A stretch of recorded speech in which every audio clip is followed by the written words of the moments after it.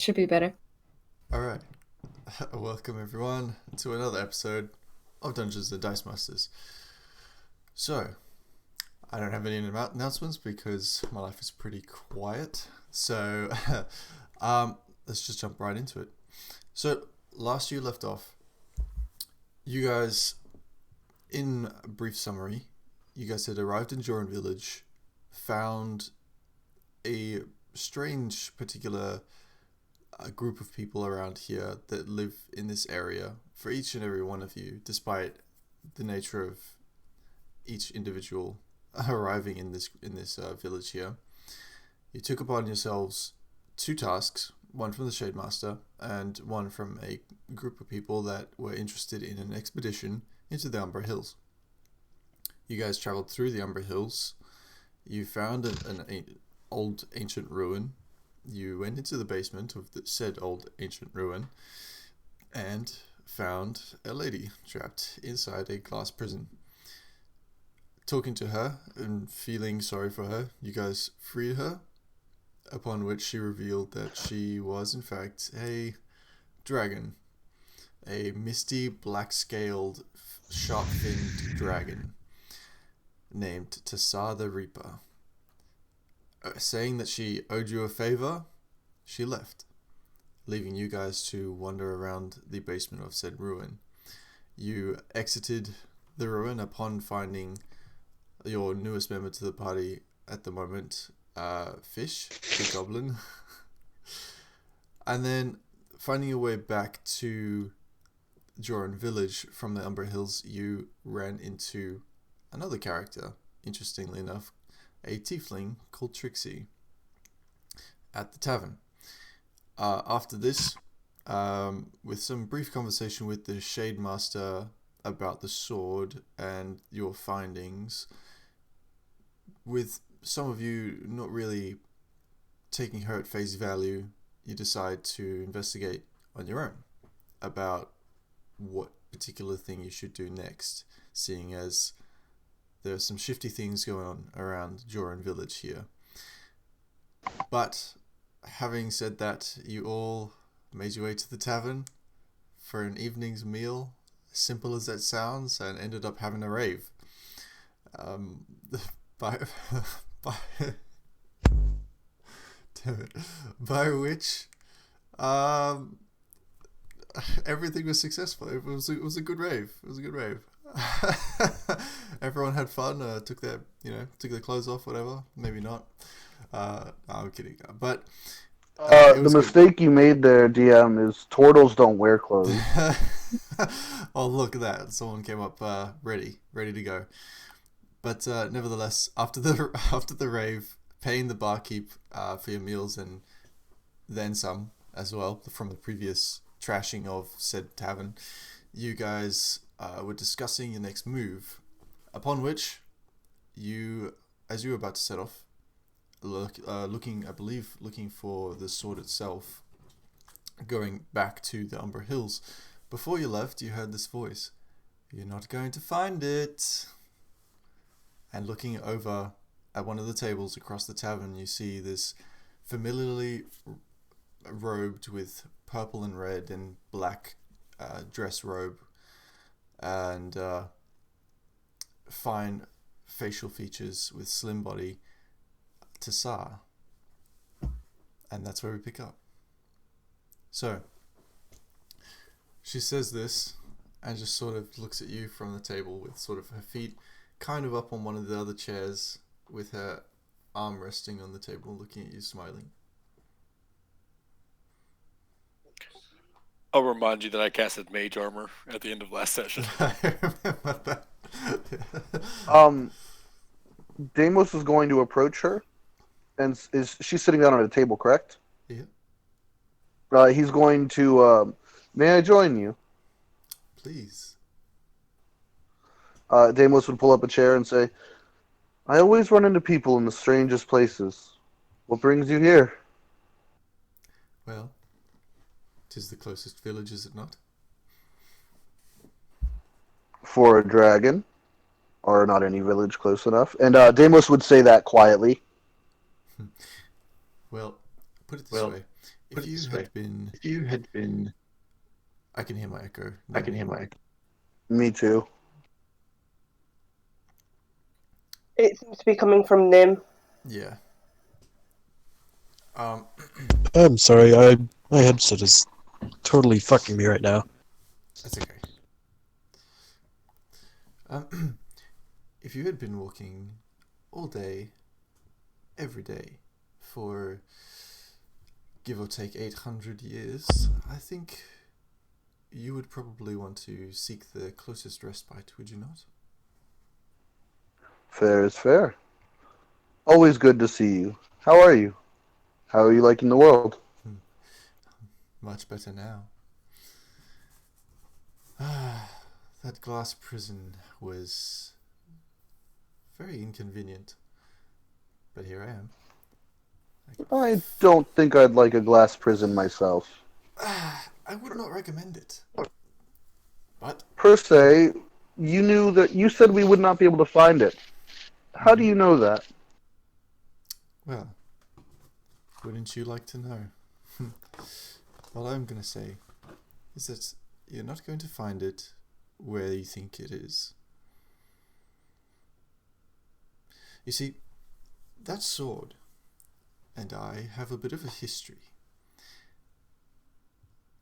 It was the sword of the king.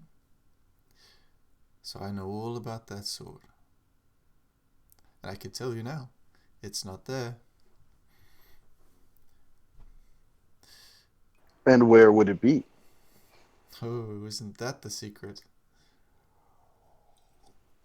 Yes, you- yes, it is. You see, Oh, sorry. Go ahead. with... Are you? Go. Animus would just ask, do you seek the sword as well? You guys, I assume you guys have approached now. Yeah. No. She's standing around the table. She's still just sort of sitting there looking at you all. I guess you could say that. But with so long in captivity, I desire entertainment. And you guys, well, you guys have been very entertaining. Hence why you've been popping in on us every now and again. Absolutely. I'm enjoying your escapades. Pretty And dope, right? I'm also guessing that you keeping an eye on us whenever you are physically not present. Well, let's just say I have eyes everywhere. You it's work not fast for someone who's been in. Don't get me wrong. Being in prison sucked. Indeed. But that does not make me incapable. We've had a day Well- together, spies.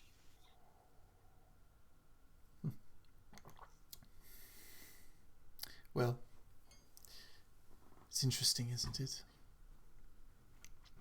I don't trust this bitch.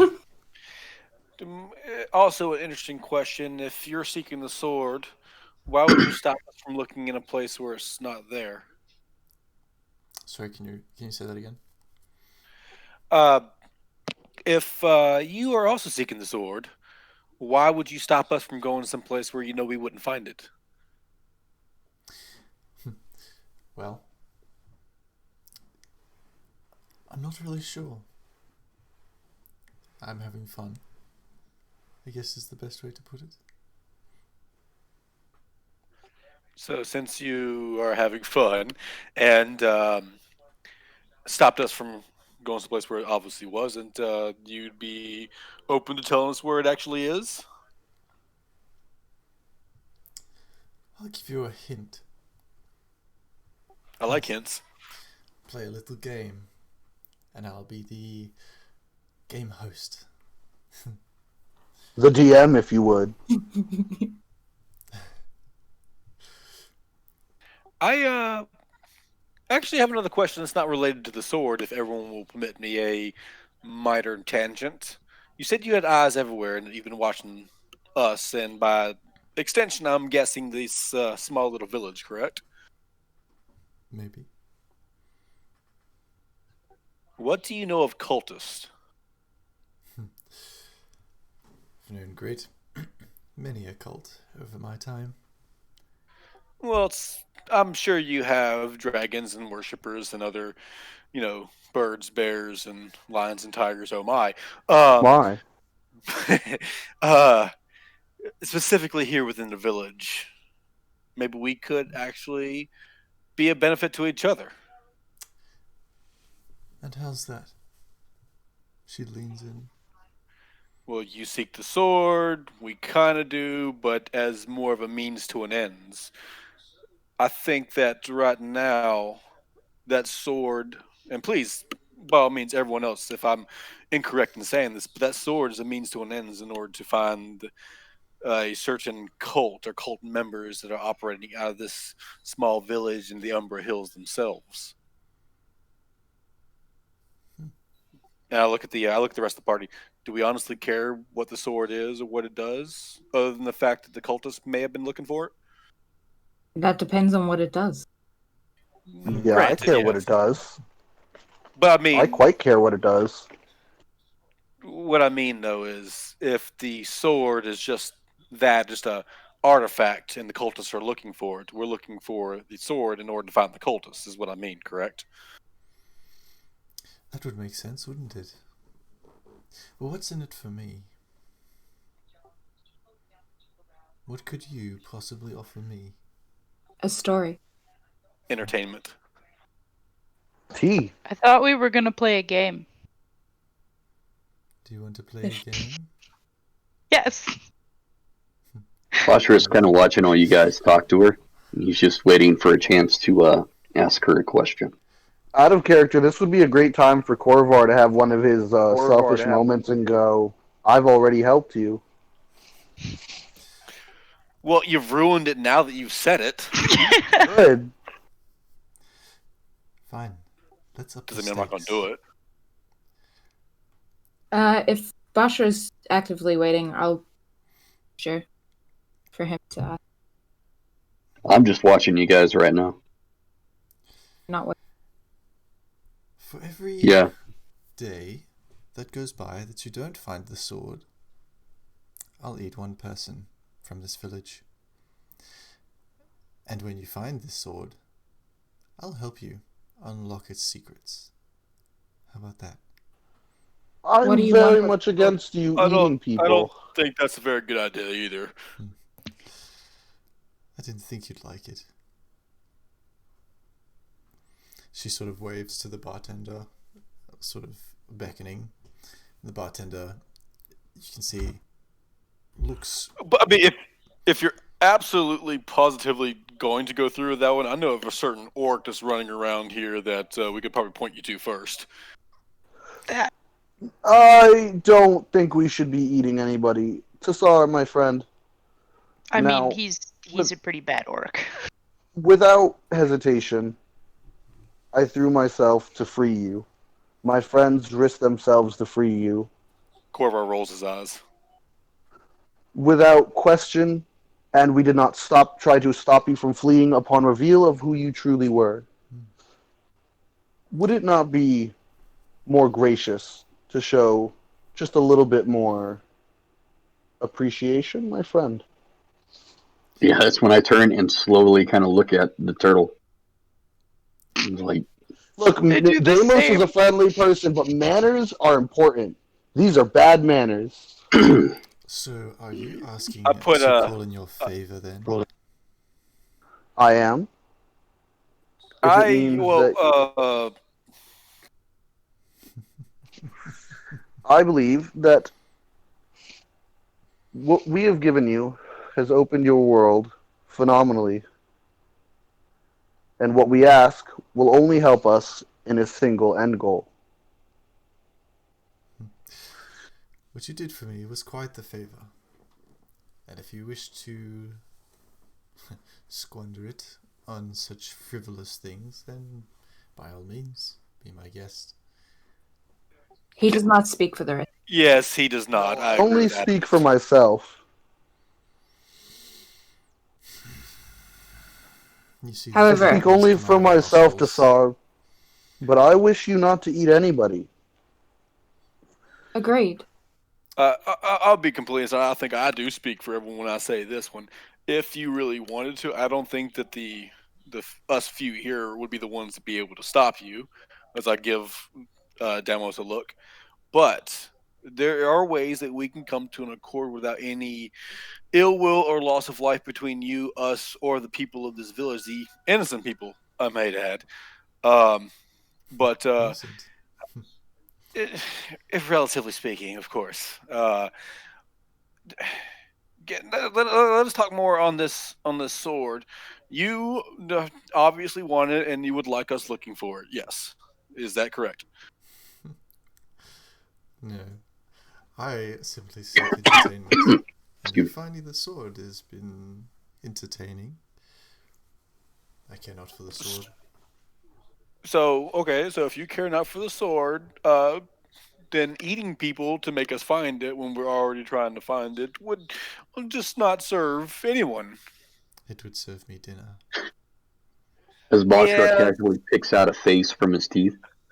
yeah, but you eating people would bring troubles, and Oh no, then you're I'm so sorry. Did I cause you a and little inconvenience? All right, we're gonna have to no. roll initiative. Like, No, but I will be honest with this. We weren't the ones stuck in a glass prison for 800 years if you want to go that route. And now If I'm we're free. not careful, we could be. So I have maybe a solution. I'm listening. I've never had goblin before, so I'm not sure. But instead of eating village people, I could point you in the direction of a goblin village where they are all evil and are all guilty. Are you speaking common or goblin right now? Common. I have no qualms with this. You're an interesting little one, aren't you? I have heard that before, but it's usually an insult. You're far from home. I'm gonna reach down and try to give the goblin a high five. I punch your hand. Hell yeah. Fist pump to a high five. Well, I might just go and pay these goblins a visit. After all, I'm so scared right now. I am starving. How close are we sitting compared to her? I assume that you guys have sort of boarded on the other side of the table, sort of lined on the other side. I don't know where Dallas I mean, is sitting. I'm still I on was gonna say, Beisha's back.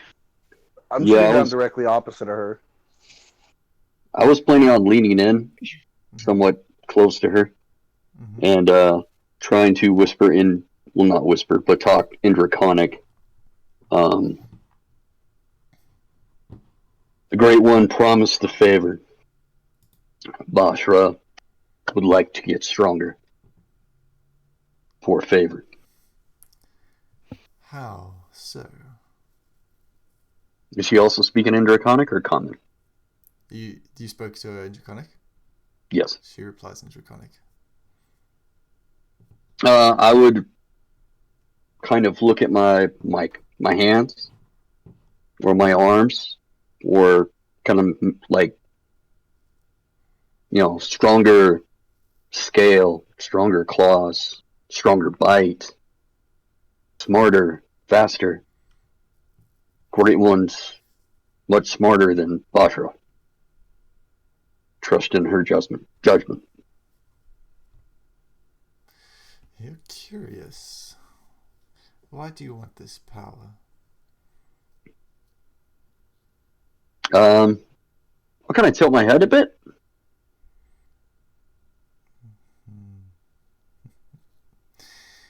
Very well. Need, not want.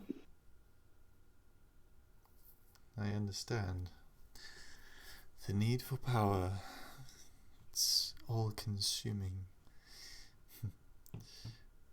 And I'll kind of, trying to be subtle, just nod my head just a little bit at that. Are you sure this is what you want? What Bashra needs. Very well. She sort of takes a deep breath in, which sounds a lot longer then what you can see her physical body capacity take in, and then you hear this as this black mist comes out, it flows across the table and then envelops around you. Not completely. I stand up. I'll take it in. It sort of starts swirling around you like this black mist around and around, and you can feel this super cold sensation, and it's kind of frightening at first, but then you can feel this surge in power that you've not felt before. So the rest of us are just seeing this dragon lady I smoke don't like this. Basha. After the conversation, yeah. I'm I just sitting on Bashra. I don't like kind of this. just enjoy it as I'm like what? huddling, and then I stretch. Yeah, Damos, what they Up my say? jaw, I don't speak Draconic. and then nod index. I lied. Well, I'll say in Draconic, thank you. It's my pleasure. Goblin is made of panic right now. Oh, I forgot you were on my back. Yeah, bad smoke. I don't like the smoke. It'll be fine. There won't be any issue. Does anyone else speak Draconic? No. I think I was completely tricking Korvar last time. I don't speak Draconic. Oh, okay. No, that's Yeah, why when I thought I maybe you did. translated, I just made something up because I didn't actually speak Draconic. A good But paladin. nobody had to know that. A good paladin that lies. Cool. Yeah, it's a little bit of a fibber. Just a little bit. Just a little. It's all right. I'm happy with them not knowing what I talked about and what just happened, and then I'll go sit back down. Well, Whoa! What was that? that's too loud. Bosch, what was that? Yeah, I'll look at you, and I'll just kind of lean forward and sniff you a bit, and go, Oh no! Insight check the fuck out of that. Yeah, it's not even. Go ahead. Can I medicine Pretty sure that Basha? you're I gonna- want to make sure he's okay. Yeah, you can roll a medicine check. But after this happens, Someone Son of a someone, bitch. someone should medicine check our goblin who's having a panic attack. I'll do that too. I don't like this game. So There's no way this is going bad. after this happens, and Basha seems to be okay and starts sitting down, she just sort of sits back in her chair and says to the rest of you, "Well, someone has called in their favor. So, what about the rest of you? Whoa! So Bosher called in a favor? Perhaps?"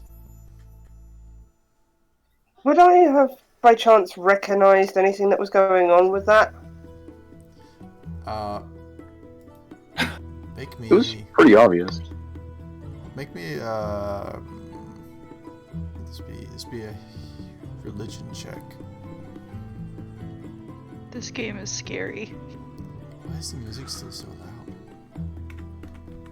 loud? In typical Deimos fashion, Deimos is going to ask Tassar if he can give his favor to the goblin and the tiefling. You're not going to use it to save the people?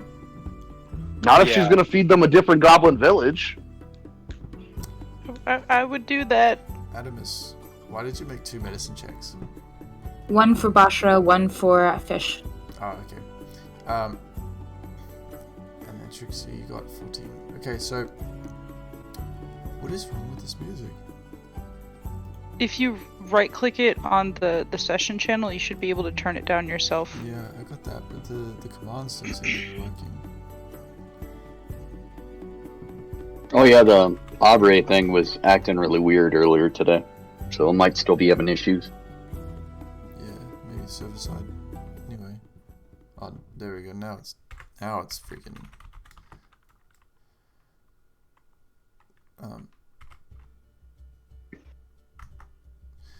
All right. So Adamus, having a look at Basha after this, just sort of keeping an eye on him trying to see what's up. You can see that his scales seem to be slightly discolored, a little darker than before, and his musculature actually seems to be bigger than what it was, which is difficult to do, but it appears that's what's happened. Looking at Fish, she seems to be having, he seems to be having a panic attack. Just thoroughly panicked. I'm gonna pick him up out of the backpack and just kind of rock him. I'm gonna enjoy every second of it. Okay. At this point, the barkeep comes over after being summoned, and he brings over basically just like 3 plates of meat, this sort of fine cut chicken breast meat. There's nothing else with it, it's just chicken meat on the table, and also 2 large mugs of ale. And as he puts it down on the table, she sort of winks at him, and he sort of doesn't really acknowledge it. It's kind of strange, and then just leaves.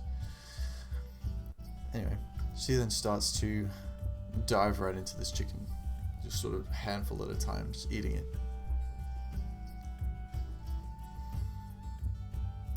So, what would you like to do then? Are you going off exploring? I had, when she asked earlier, I'd asked if I could give my favor to Fish and, I'm sorry, I can't remember the tiefling's name. Trixie. Trixie. Perhaps. What would you have this favor be? I'm going to turn to Trixie and Fish, and I'm going to first say, just a moment, if you would. And then I would turn to Fish and Trixie and say, if you could have something, what would it be?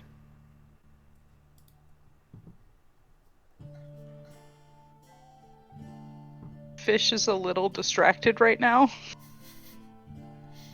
I'm going to also ask Adamus to see if she can get the answer out of Fish. I'll hold Fish up like Simba, so she's facing Deimos. He's facing Deimos. Just kind of go. Fish,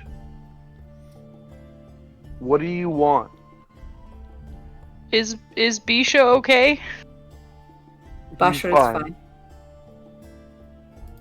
Okay, then I think I'm good. I said Fish down. I immediately go up going to to turn to Bishra and hug Trixie. him. What? Trixie, I run up to half Bishra and I explain just the hug him. situation. And I say, this dragon has offered a favor to us for helping her. I have very little use for a favor, for I have friends, and I am offering it to you. I also don't need much for a favour. I have definitely some friends in some interesting places.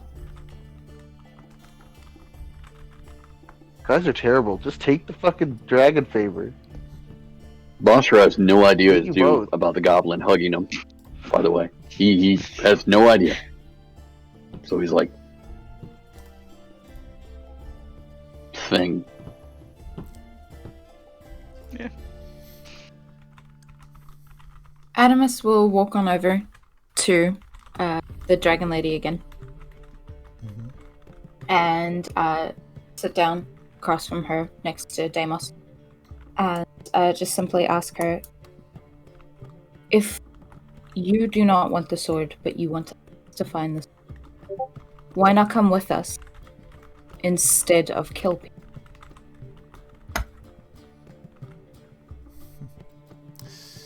Come with you? Make a better story if you were right there. I think you'll have to make a more convincing argument.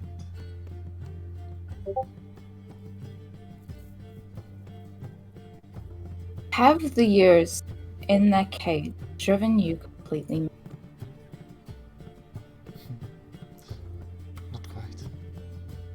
There's a world to see. Come see it with us. I agree with Adamus. It seems more than you just wanting simple entertainment, Sar the Reaper. 800 years, 900 years alone in a glass box. It seems you want to ensure us continue talking to you, to involve ourselves with you. It seems if you just want a friend, you don't need to threaten others if that is all that you want.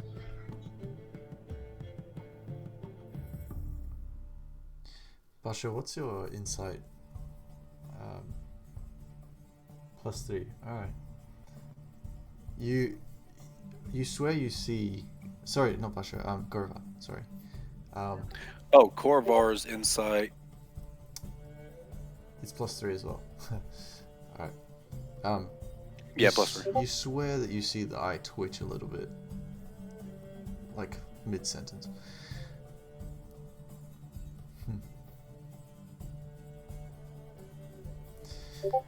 Make a persuasion check. With advantage, I'd say. Me? Yeah.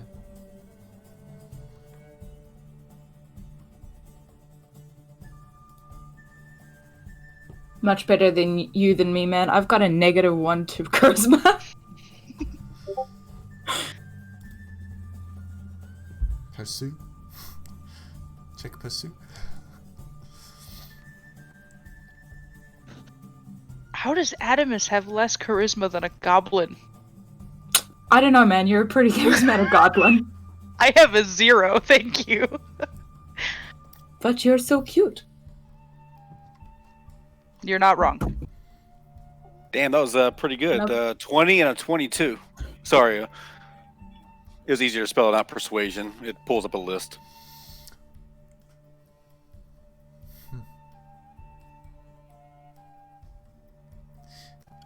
You make a good point, you lot.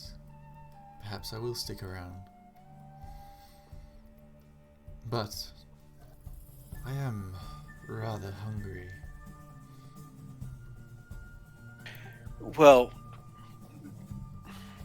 I saw the out of character. I saw the twitch in the eye, right? Yeah, it's faint, but you saw it. Okay, I saw it. All right. Well, look at it this way, Tassar. I can understand you being hungry, but if you were to, and hopefully not, go on a rampage around here, then we couldn't be your friend. We would be driven out with everyone else, hunted down. We're not as strong as you. The other peoples of this realm, while feeble they may be, would still hunt you and us for being associated. So it's in our upcoming mutually beneficial friendship that we, and you by extension, keep our tendencies a little more under wrap. Believe me, if there's one thing that I've learned after so many years, it's that no one can be trusted. Every friend, as you call them, will backstab you eventually. There are no real trustworthy people in this realm, let alone creatures of the night. I have to disagree with you, Tassar. Disagree all That's you not like. true. No, I actually agree with you. Friends do backstab you, and I speak for only myself on this one. If it was to come down to your life versus my life versus my friends here, I would choose us. But, and I say that with complete honesty, and that I am tired of living that way. I would like a true friendship, not only with you, as I kind of just begrudgingly just kind of whisper under my breath with these 7 fools here too as well. But I want a true friendship. How about we start the first in history?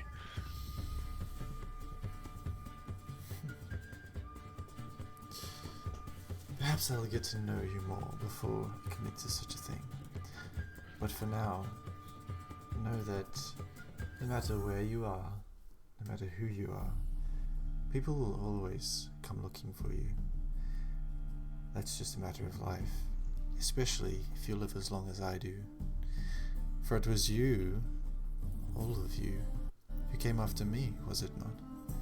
Whether by intention, by design, or simply happenstance. You found me.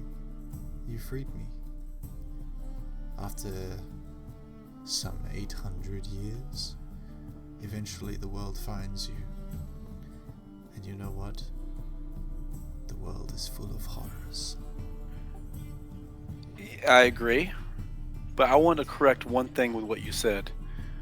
And as much as I disagree with a lot of Damos's personality, one thing he keeps saying is true. We didn't just free you, we saved you. That in of itself is different. We knew not who you were, what you were, or anything, but we did save you. See that slight, very slight eye twitch again as you say those words. Well, that may be the case. But I think we know the stance of power here. So, what do you intend That to do? note, Chisar, I did have a question for a favor, or an idea for a favor. Would you be able to conjure up a pair of sending stones? Sending stones.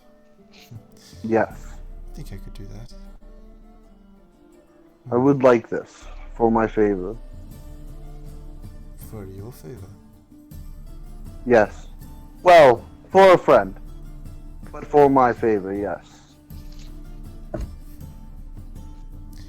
Very well.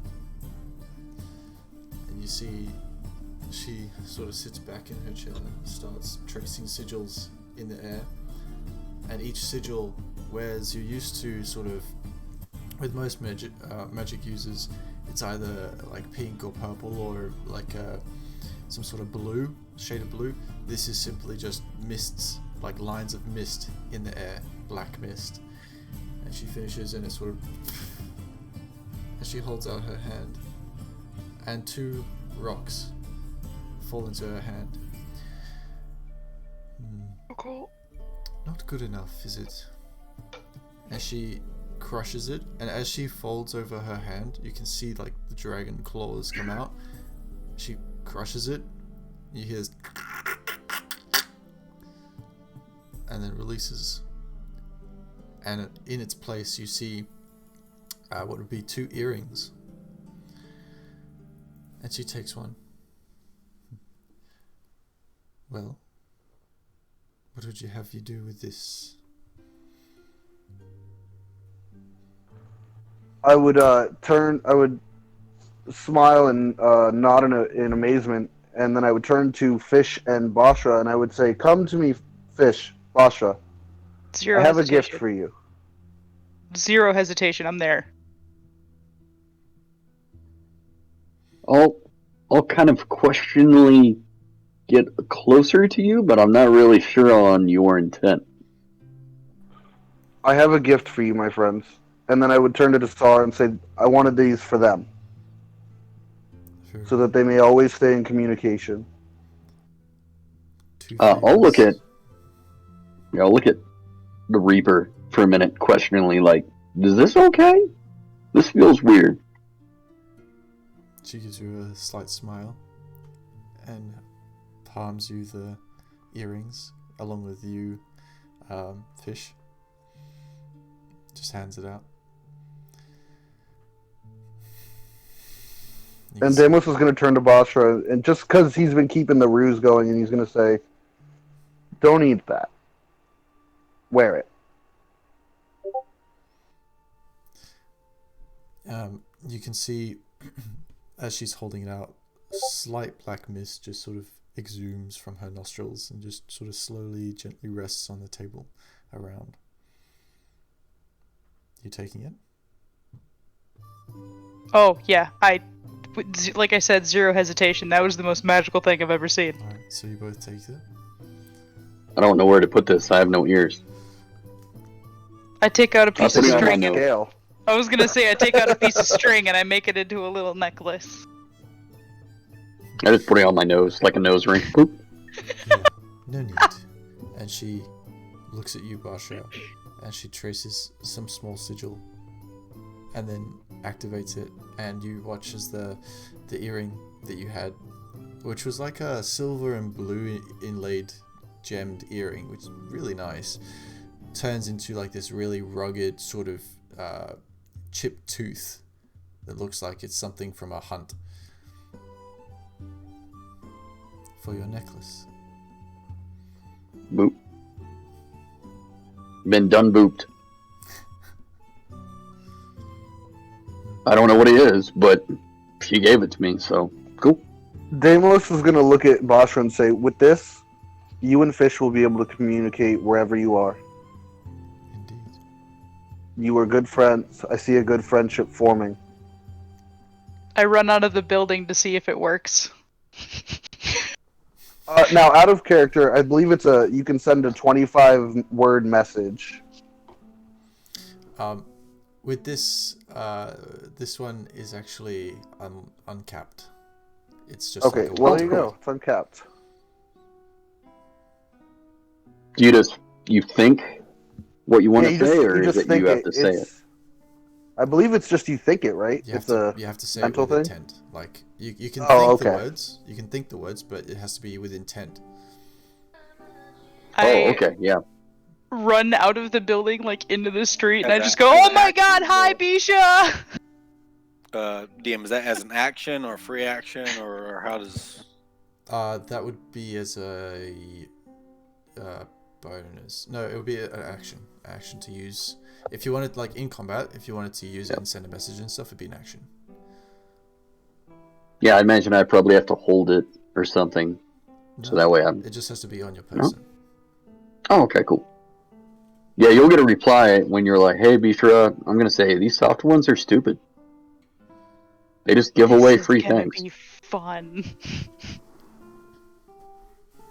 And I run back in and get back on Bisha. Alright. By this time, you can see one plate is completely like finished. There's nothing on the plate. She moves on to the second one.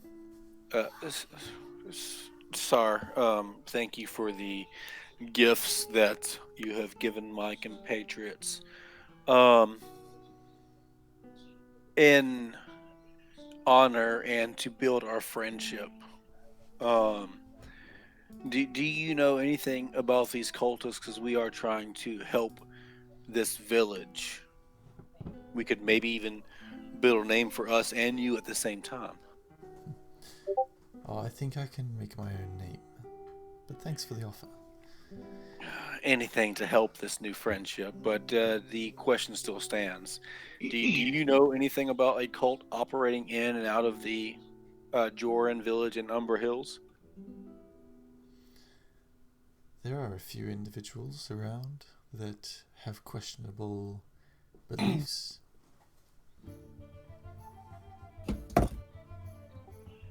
Please elaborate. One friend to another.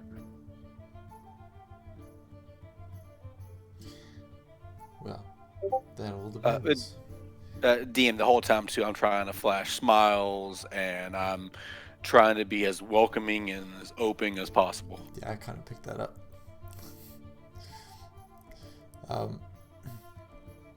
It all depends on what's in it for me. Adamus, can tell us some pretty good stories, maybe a few pictures. And again, since you're interested in us, and I can't speak for the group, but I am very interested in learning of the histories over the past, well, honestly, over your immense lifetime. I can offer you some fantastic tea. I have a goblin village. Now Let's not. Let's. interesting. Sorry, I think that Fish meant that as a joke. We are obviously not trying to offer up people. Wait, out of character, we are actually offering her this village of evil goblins. That is what we are doing, yes. It's That not a is joke. exactly what I am doing. It's Yeah, it's not a not a joke. joke. They're a bunch of evil goblins, like all guaranteed bad guys. Evil is in the out of character. Evil is in the eye of the beholder. You know. Ugh. You Yeah, well, haven't we don't lived with have them, buddy. beholders. We have a dragon called the Reaper who's hungry. We also have a black dragon who's technically, by all means, by nature of being a black dragon, evil as well. So let's not get her down a bloodthirsty pathway with eating things, because she might expect another village in turn. I'm tired of these conversations going in circles. Either offer Oh, me but a reasonable offer or be gone. I have an offer, actually. You do this thing for us, and I'll owe you a favour. And what could you offer me, tiefling? Whatever you ask. I think my requests are far out of your capabilities. Invest in us, and soon they won't be. Make a persuasion check.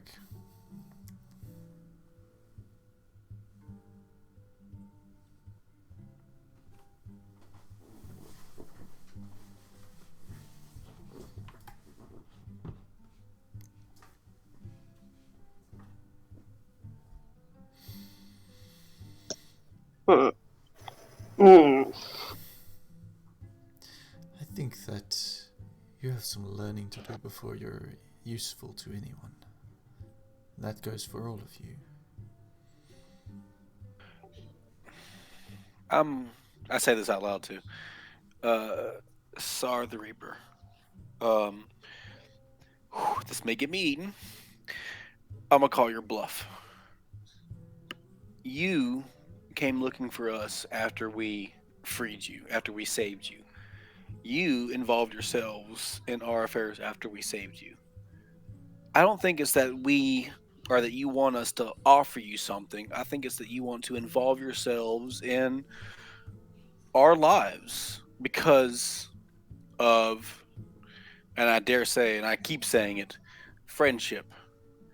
I'm not asking for this group to try to indebt you to us, to indebt us to you, but as one entity to another, a conscious effort of open talk. We just want to help this village.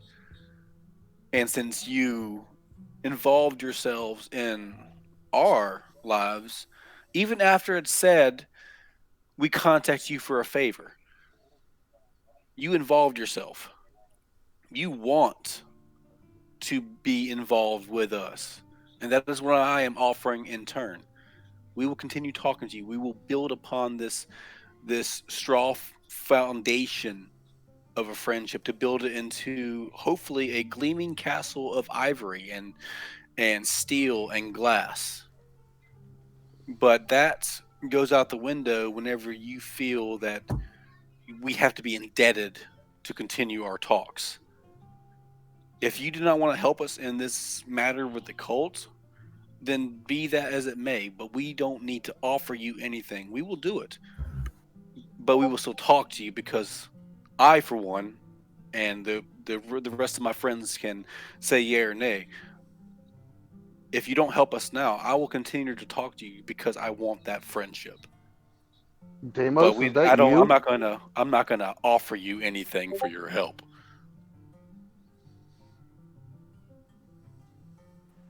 Way to channel your inner Deimos there, bro.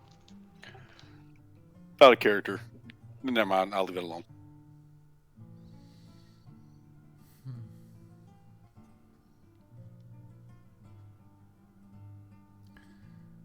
Well, it has been some time since I've consorted with those of not my species. Very well. You called my bluff. I'll stick around. Corvar noticeably wobbles on his feet a little bit, looking kind of pale in the face. I will give you a hint, and I'll watch you stumble and fall and chaotically mumble your way into such chaos that even you cannot talk your way out of. But it'll be fun, and I'll be there. I may not help, but I'll be there. We ask. I bow as low as I can. Thank you, Sar, and I think I know my favor. Indeed. I want my life bound to yours. You see her sort of stop eating for a second. I push the plate aside. Come again. I know that you heard me with your keen hearing. I want my life bound to Sar the Reaper, so that if I die, you do. And in Bashar turn, gets up. if you die, I do. Yeah, Bashar gets up when you're talking about this stuff and goes to go find some meat to eat. Come on, fish. Meat! Alright, you guys As we're walk off. leaving, though, I do slip the Reaper a piece of paper with a note on it. Are you trying to do it subtly? Nope. Okay, so you just sort of flick this piece of paper across the... Yep. As you flick it, she sort of catches it without breaking eye contact with Corvar. In Goblin, it says we'll talk about that village later. Oh, I am staring unblinkingly back. And then Bayshore and I leave.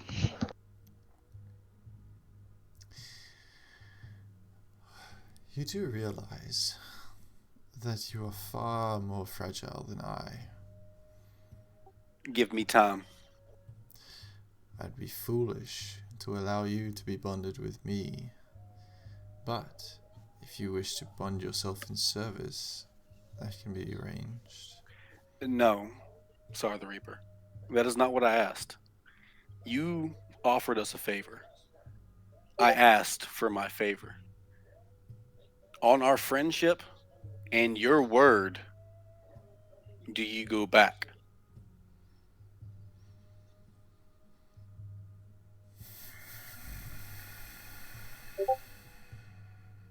You see I love that column of Corvar is mist, emanate from her nose and just sort of fill the space. She glares at you.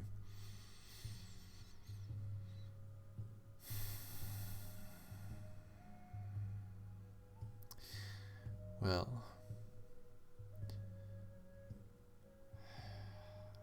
I am bound by my word. Gulp.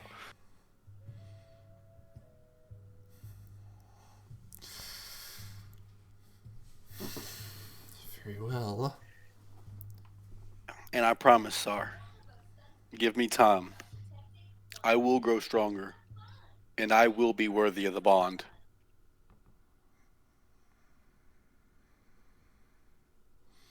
To emphasize that, I would increase gravity on the table to crush it into the ground. It's as it sort of sinks beneath her, like the meat goes everywhere. She sits there, holds herself upright. Nice trick. Very well. Follow me then. Okay. She gets up and she starts walking up the stairs of the tavern. I don't look back at the rest of the party as I follow. Alright. As you're following behind, every footstep that she takes, you can hear like this heavy thud as if there's far more weight to her steps as what appears to be in this lithe young woman. And every step that she takes up the stairs, there's this heavy creaking sound, like mixed with the and you make your way upstairs, and she leads you into one of the rooms there. She just sort of opens it, and it's evidently actually one of the rooms that one of your not that you know of, but one of the party members had stayed in before. She steps in. You follow in? I do. Alright. She shuts the door behind. And then you watch as her form shifts slightly as the mist encases her body. And appears as this sort of like smaller, same shape, same physique and everything as you saw down in the ruins, but just small enough to fit inside this room. As she reveals her form, she's now full dragon form, black with mists all around her body, sharp fin from head to tail. My knees start shaking a little bit, but I swallow back and just kind of stand as steady and as proudly as I can. So, you wish to be bonded, do you?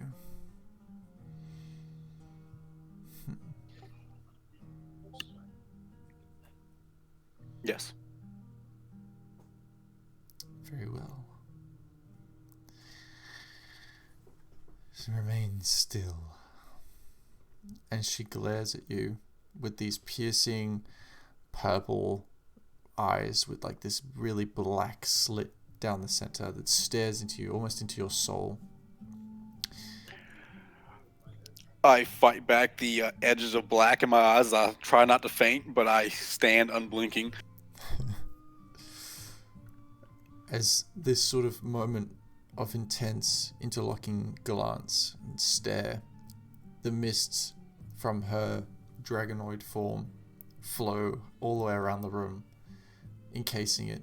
The entire room becomes dark as all the light is filtered out, until the only thing that can be seen is these piercing purple eyes through the mist and the black, and it's just you and her locked in place. And she just stares for you don't know how long. It feels like an eternity, as it's as if you're seeing every single year of her life spent in that prison unravel into your being, as if you feel that moment over and over and over, year after year after year. It drags, it's painful, it's sorrowful, it's filled with anger, and part of that anger seeps into your very being, and you feel this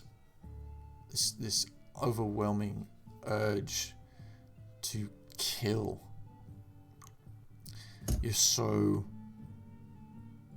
can't believe people. You get this intense hatred for one person in particular, an entire society that you wish to see burnt, smoldered, trashed into rubble. And that dims a little, but remains slightly inside you as the purple eyes vanish, and you hear this voice inside your head. Well, now you're mine.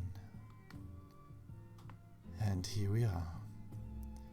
So, go forth, and I'll be with you, I guess. Now, is the reverse also true? I empathize with your feelings.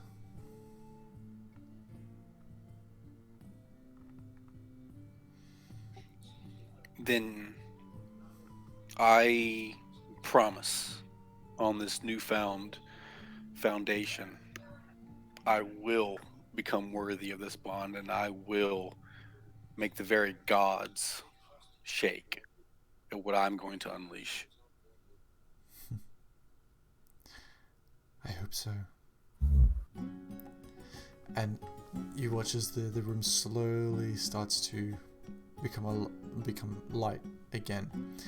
It's almost as if someone's turning up the switch on a dimmer switch, but very slowly, as the mist sort of fades and shrinks, almost like a tide sinking, and then eventually gathering back around this dragonoid form as the eyes open again to that piercing purple, and then it swells, and then she turns back into her humanoid form. The purple eyes vanish, remaining this piercing blue, vibrant, beautiful color, and she stares at you and smiles. Well, that's a first for me.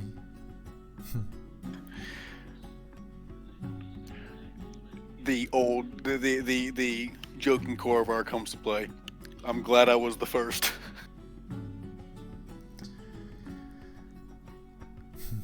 Yes, indeed. Well, you are now my Reaper. I think I can get used to that. And I promise I will grow. I know I'm a fledgling wizard right now. I will become stronger, and I will make you proud of sharing the life force. Oh, I doubt that. But I'm interested in seeing what you can do in the meantime before you die. I hope my power helps, though. As she walks up closer to you slowly, until she's like right in your face. You start forming this cold sweat, and she gives you this smile, winks at you, puts her hand on your face, and it's warm to the touch. She strokes your cheek, just sort of slaps it a little bit, and walks around to you and out of the door. I'll let her leave and kind of wait a few minutes and just kind of, oh Jesus gods, what did I do? After I take a moment to compose myself, I go back downstairs. Right. You guys all notice Tassar walking down the stairs, returns to the destroyed table. I would like to have been mending that. It's kind of beyond the capabilities of mending. Okay, great. You try, and sort of splinters come back together, but the rest of it's just, yeah, it's rubble. Okay. I'll leave 10 gold so the bartender can get a new table. You notice the bartender seems very complacent at the moment. As you walk up and leave 10 gold, he's just sort of, is there, just sort of open-mindedly staring, rubbing the cup. As soon as I go down the stairs, I'm getting ready to walk into the main lobby or the tavern area. I just kind of wipe the sweat off my face and just kind of put on the natural Corvar smile, just and walk downstairs. Alright. Deimos would approach, or as Tassar approached, Deimos would say, Tassar, I know I had already used my favor, but I had one odd request, if you would allow it. Depends on the request. My friend here, and Deimos would look to Adamus, I promised I'd find a way for her to be able to taste tea. And that is outside my doing.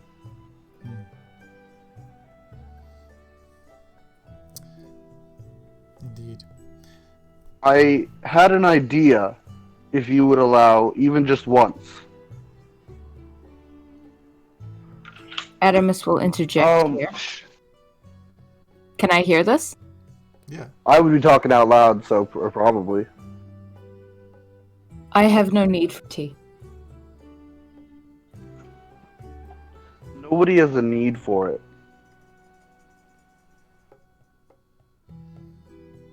I change enough as it is. This is the face. I My won't family change you. knows. I won't change you. I won't ask you to be changed. I seek only to give you what I told you I once would, without any change or alteration.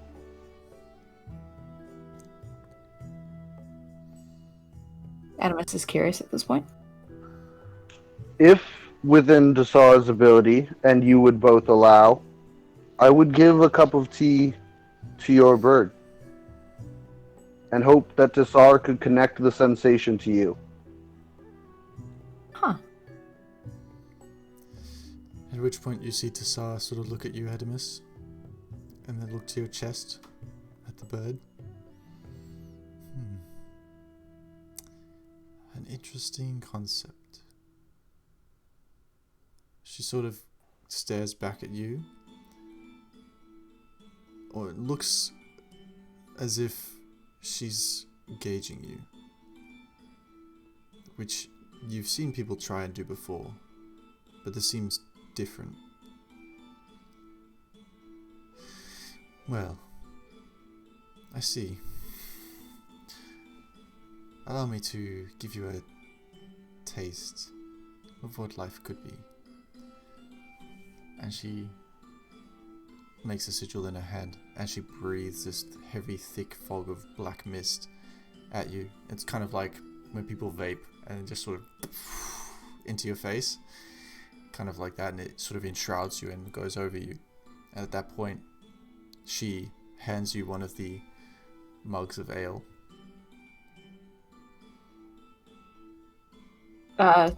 I'll release Vera and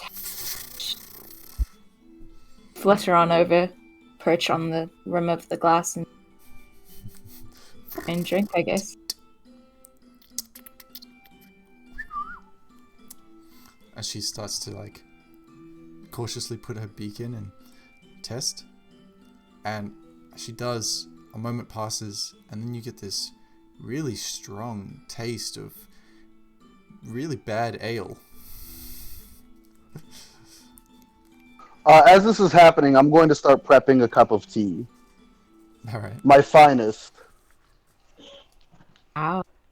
And then I'm going to, once it's finished, I will say, you might find this a little more preferable. Vera will flutter on over. She sort of like spins on the edge of the tankard and This is a blueberry and raspberry tea. she starts drinking the tea, and you can taste this. At first, it's really bad because the taste of the ale has to wash down. But once it does and passes, this very sweet aftertaste of, what was it, strawberry? Blueberries and raspberries. Blueberry and raspberry fills your imaginative space of the palate. And it's a sensation that hits home for you. It's almost as if everything beautiful in the world is described in one taste. If Adamus could cry, he would. Deimos would turn to Dasar and say, I thank you very much. Without you, I don't believe I would have been able to give her that experience. Well, now she knows. He knows, rather. She and he, apparently. Sorry. Yeah, so Adamus will just go over and thank them both with, like, you know, that, like, bro, like, pat on the back kind of situation. Yeah, it's just this metal hand on the shell.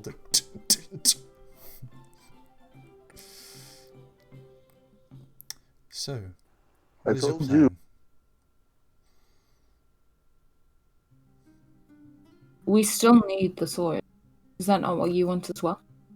I don't need it.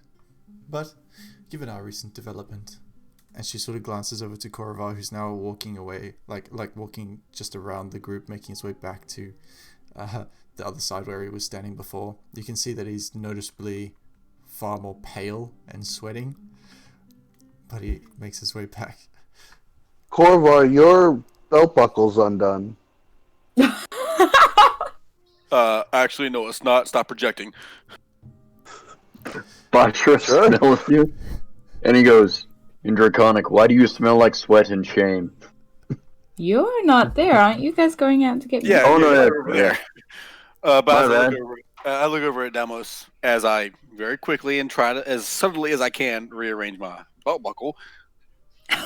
It was fun. Adamus will just ask Dragon Lady, while she's on the topic of the sword. Because you know much about it, are you able to give us some information? I could. But what would be the fun in that? I'll give you a hint, though. The sword. The hint would be appreciated. The sword is closer than you think. And it's not what you think it is.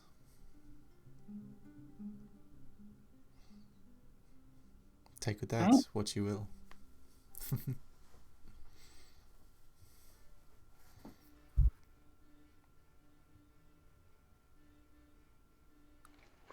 Tassar, the friends we were with when we freed you, do you know if they were the cultists we're looking for in the area? Seeing as you have so many eyes everywhere. Well, I'd be lying if they... I'd be lying if I said that they weren't. But who knows? We each do different things. A rather odd question, and Deimos will kind of whisper, is the Shade Master to be trusted? Is she with them? The Shade Master. Now she's an interesting one. I think that the Shade Master's better discovered than if I simply told you the story. Fair enough. I do love a good experience.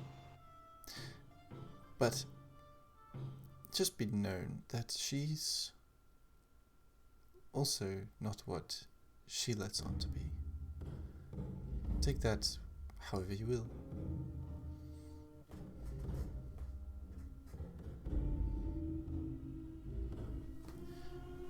I will. Thank you.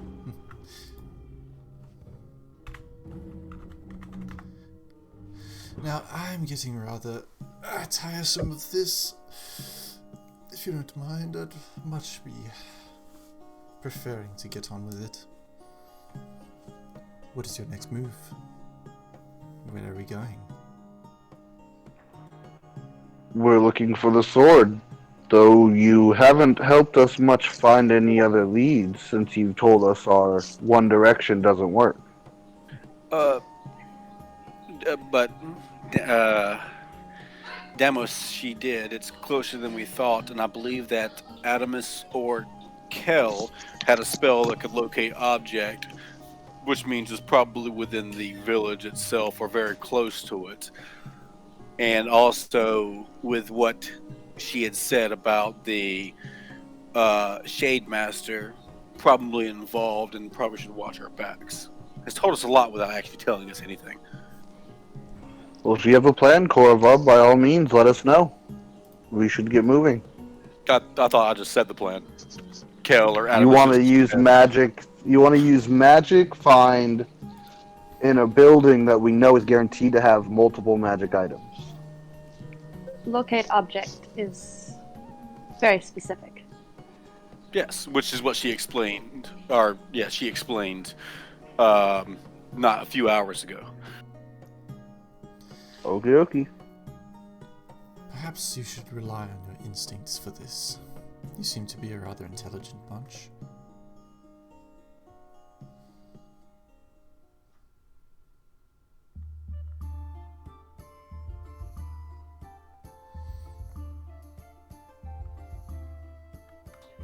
Then I guess we will, unless anyone else has any other questions, leave you to your meal, Sar. Thank you. And it appears I need a new table. Yes. She gets Someone up should fix that. and walks over to a different table. She sort of waves a hand, and you see the bartender sort of and goes off somewhere else.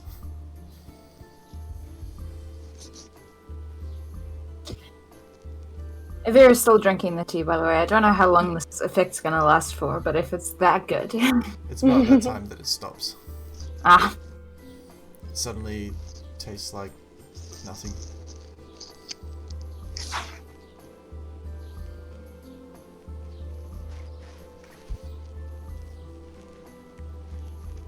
Well, if I'm casting a spell, I will go outside and sort of get to a quietest place as possible and cast Locate Object and sort of spread out my awareness, looking for the sword that the other people had described. Okay. Locate Object. How long does it take to cast? 10 minutes? Or One action. One action, okay. Alright. So, you're focusing on the picture of the sword. What you know about it, yeah? Alright. Let me just bring up the details real quick.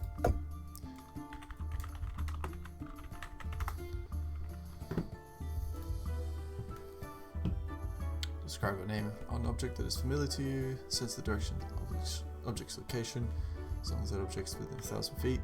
Object's motion into its direction. Set it up.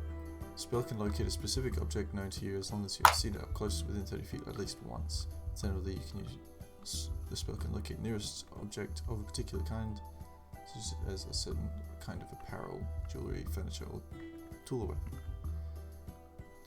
Okay. Does a drawing of the sword help? Alright. So you cast this spell. in broad daylight outside in a shady place, but you cast it nonetheless. And it's a bit surreal. This is one of the only times you've ever cast this spell, and the sort of sensation that you get is an awareness of your surroundings that expands and expands and expands, like a barrier that just keeps growing until it reaches that 1,000 feet mark, and everything within it you can filter through. You don't know what you're filtering through, but you know there are thousands of objects that are filtering through. And it seems hard to focus at the moment. And then there's one object in particular that pings, and it sort of encapsulates the object. And in your mind it highlights this great sword. It doesn't say the shape or anything, but you feel that it would match your description at least to some degree. And you get the general location of the object, and it's maybe 200 meters away.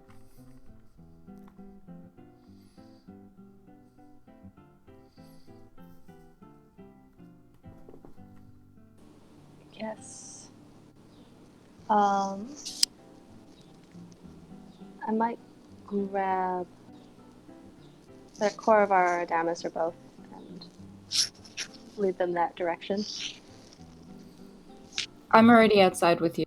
Been holding up the photo of the sword during the person. I'd follow. I would love to go with you to find this sword and put this business to rest, but should we not involve everyone else in this as well? Just in case. Yes? Whoever wishes to come. I will. I'll go inside and grab everyone real fast. As I go inside and I call Bashra, Fish and Trixie, if she wants to go with us, that Kel has a bead on this sword. And Yeah, I'll take as much food as I can get away with. If the barkeep is a little distracted, I'm going to grab a ton of meat. You gonna try and steal the meat? Oh no, I'm not stealing it. Alright. You can ask for some meat. That's what I would do. Alright. Probably be about five copper pieces for a plate of meat. I'm good with that. Alright. Just raw meat or cooked? Oh, raw. Definitely. Oh, that's easy then. Yeah, you pay the five copper pieces, and he walks into the back, comes out, and brings just like this raw plate of like chicken meat. Still got some of the blood trickling off of it. I'm happy with that. All right. just like Mama used to make.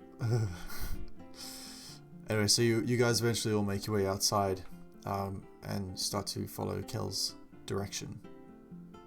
I do. If I need to make a check, I'm completely fine with that. But if I concentrate inward a little bit, do I sense any of the bond that that I was trying to initiate? You focus a little bit on yourself and sort of inwardly meditate, I suppose. You sense there's something there. It's not a tangible thing that you can really put your mind on, but the more you focus, the angrier you get.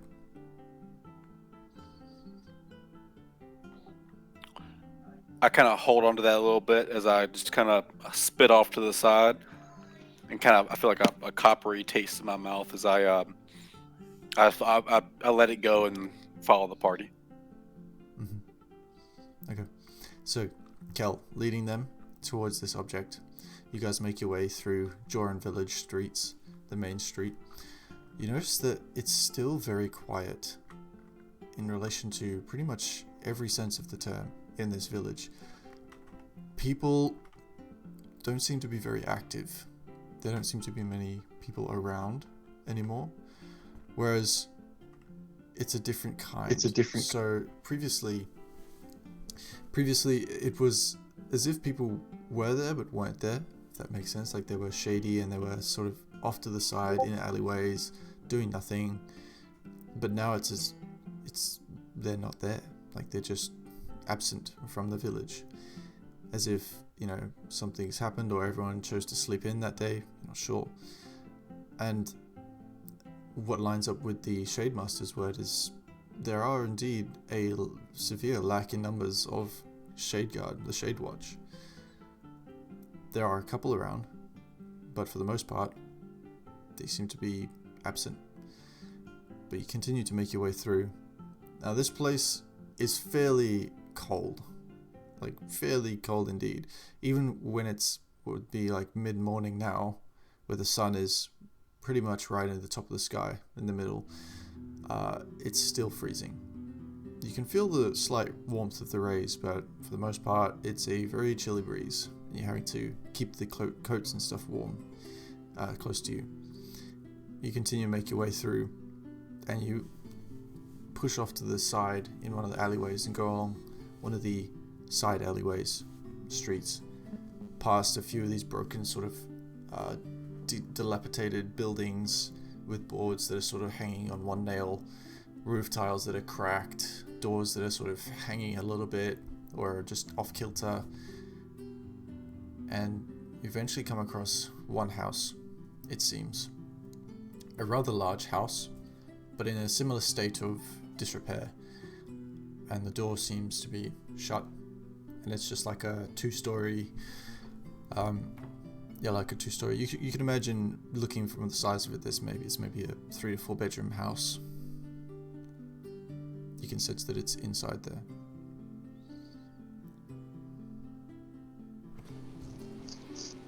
So I'll knock. Alright. You knock on the door. You don't hear a response. You wait a few minutes, or a few moments, and you hear, "Who is it?" Curious citizen. "What do you want?" I'm interested in magic weapons. "I don't have any of those here." Spells would indicate you are wrong. "Spells? What spells?" I chime in real fast. I don't show myself. I kind of whisper or talk to the door. We have the coin for magical weapons and other implements. We heard things. Hey, while this is happening, can Adamus beast shape into a lizard and Yeah. go in and investigate? You turn into this little lizard that sort of like skittles along across the bottom of the floor. It's really not a challenge to get into this house. The door is so like in disrepair that there's like that much of a gap. You just sort of go straight under, and you see as you enter the house, it's quite dark in here. There's a little bit of natural light that comes in from some of the windows, but for the most part, like it's a dark wood, and it's mostly lit by candles here and there. And looking up to the left, you see standing there this sort of man that looks to have like this longer dark hair, very rough figure, very marred and scarred face, sort of weathered, seems to be in normal commoner clothes, dressed in like what you could assume is like a dressing gown almost over the top of like normal clothes. He's wearing this kind of slipper like things, and he's just sort of standing by the door listening. And after what Kel and Korova said, a few moments go by, and you hear that as he unbolts a few bolts on the other side of the door, and he hears, "Yes, come inside." He opens the door, and you see the same sort of figure there. He starts shuffling away, trying to keep his slippers on. I whisper over to Kel real fast. I try to pass it back to everyone who's behind me too. Let's keep up this rate of buying magic things. Of course. Okay. So you all make your way inside, and you notice he's got on his right hand side, he's got a little dagger hilt that he's sort of resting his arm on, looking at you guys semi-suspiciously, like kind of expectantly, but just cautious. And you guys close the door. As we close the door, I bow. Pardon me for such a unscheduled visit, but my master Kel, the piratess of the open seas, she has been of need of a certain, well, she's a collector of sorts, if I can, mistress, but I am her force speaker and am willing to... Yes. Get on with it. I've done this all before. I apologize that we are new to these lands. Take us to the selling area, or the perusal area, then. As I bow again lower. I kind of prostrate myself in front of Kale real fast. I'm so sorry, mistress, that I did not know this. I hadn't researched this. I didn't know the context. I apologize. Fine. Up. I get up. You see, he gives you a look, like judging you guys, as his sort of tongue comes out and like, licks the side of his mouth. All right. Yeah, just step through here. And he points, and it's just this really simple, basic sort of. You're not really sure what kind of room it is. It's got a chair, but it's also got like a desk in it, and just a weird assortment of things that sort of seem like every room that's used for different things in one. But anyway, you make your way into this room. As he gestures towards that room and everything, I just loudly declare, "Bodyguards, go forth and secure the area for Mistress Kell." Hey, DM, while this is Go on, happening, hop. Yes. can I please investigate the rooms that they're not in? Sure, yeah. Go make an investigation check. Sure. Yeah, I was gonna say as soon as the cellar turns around, I'm hopping out of Beishra's backpack and I'm gonna go explore the rest of the house because I didn't see the lizard. Make a stealth check. I guess I'm a bodyguard then.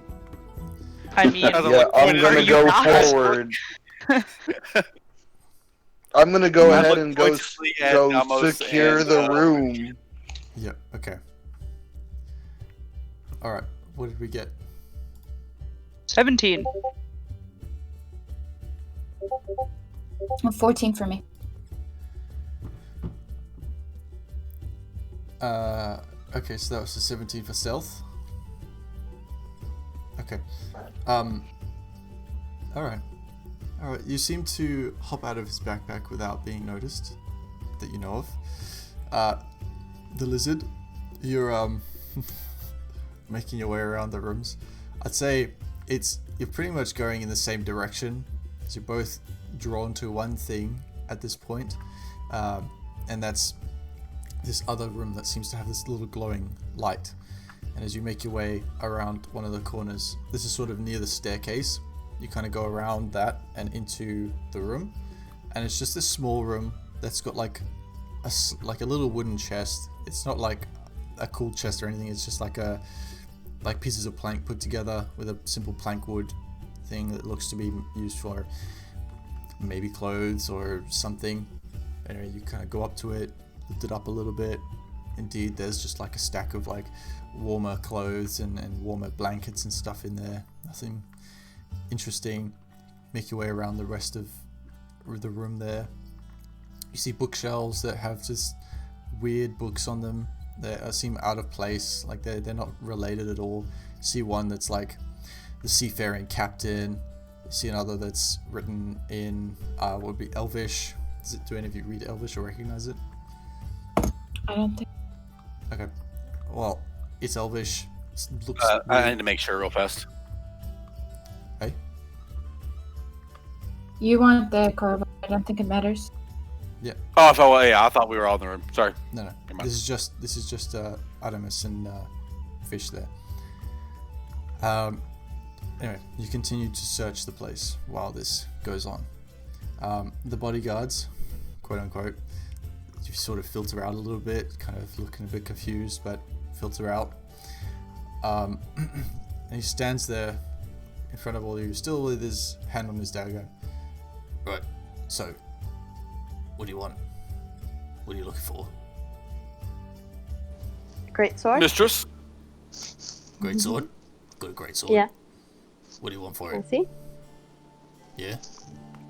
Mhm. I'll be right back. You hear him just sort of walk off in the slippers as his feet drag along the wood boards. And you guys actually hear the sounds of the footsteps as it sort of as it goes up the Hype. stairs. Yeah, you guys are kind of on the opposite side, and you freak out for a little moment, and then you hear them go up the stairs. Then a few moments later, you hear this clang. He's like, shit. And then you hear the come back down the stairs. He reappears with this rather nice greatsword for the area. It's nothing terribly special, but it's just nicer than what you'd expect for Jorenn Village. But it's pretty big. And this guy stands maybe 5'9" or so, 5'10", 5'9". So he's average size, and it's just a greatsword. And he sort of shows it to you. This is what you're looking for. Does it look anything like the picture that we have seen? It's in its sheath at the moment. But do you ask him to take it out? I look over at Kel. If it's okay with the provider, Mistress, would you like me to identify it for you real fast? That would be very helpful. Out of character, how long has it been since I cast the spell? Has it been longer than 10 minutes? Let's see, 200 meters. I'd say you have about 30 seconds left. Is that the sword? It is the sword. Last. Okay. Yes. As I hold my gaze on the question, would you allow me to cast Identify? Is this what we're looking for? I think that would be good. So are you casting Identify? I asked the purveyor there, the Blizzard kin, right? I would ask. I would need to cast Identify to make sure that we're not getting some type of forgery. Is that okay? Sure. Whatever. This would take me 10 minutes, as I say 10 minutes very loudly, as I prepare the ritual. 1 candle, 2 candle, Alright. Oh, God. 3 candle, 4 candle. I'm gonna go make some tea. Just do your thing. They sort of set the sword down. It goes into the kitchen. Is the kitchen on the first floor? The kitchen is on the first floor, and just as he's about to enter the room, you guys are like, shit! You kind of dart back out of the kitchen. Nothing really interesting in the kitchen. I want to go upstairs. Yeah, so I kind of figured as you guys dart out of the left side of the kitchen, as he enters the right side, sort of just missing each other, you guys start making your way up the stairs. The little lizard sort of clinging to the banister. You're actually kind of like the same pace, to be honest. I'm gonna cling onto Fish. I'm gonna backpack her. Alright, so you sort of jump off the banister and onto Fish, who doesn't notice. My passive is 11. I don't notice. No. It's probably just another piece of dirt, Fish. Just dropped out of your hair or something like that. Or your skull, or whatever. Anyway, so you guys make your way up the stairs. You guys downstairs, you'll hear the kettle starting to burn as you start doing your ritual. 8 candle, line here, line there. Alright, so while that's going on, upstairs, doesn't seem to be anything out of the ordinary. You walk into the main bedroom, and it's a double bed, which is nice, but the bed itself is everything is fairly decrepit. You know, the poster is broken and the mirror is kind of shattered. The window has these dragged drapes hanging across them with a little bit of the mid-morning light coming in. Everything's a mess. There's clothes everywhere. The bed sheets are sort of scrumpled and on the edge of the bed, and there's a plate of moldy food on the side table, and there's a candle that's completely finished. The wick is burnt out. It's trashed. It's a mess. It smells bad, BO, and yeah, it's not good. But you start investigating through it. You find his journal under his bed, but aside from that, there's nothing much else in the upstairs area. As you filter through all the other rooms, it seems to be fairly basic, just sort of a broom here, clothes there, nothing. But can I read the journal? I don't know, can you read? I mean, depending on what language it's in, yeah. It's in common. Well then, yeah, I can read it. Alright. But I'm not gonna take forever to read it. I'm looking for specifically entries about the sword, where it was found, how long he's had it, such and such. Alright, so you start filtering through that. In the meantime, the ritual finishes.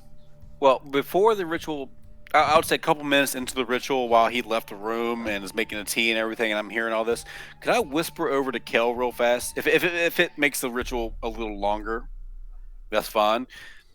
We have the sword. Call your bodyguards and let's get the fuck out of here. Right? 7 candle, line here, line there, as I whispered that.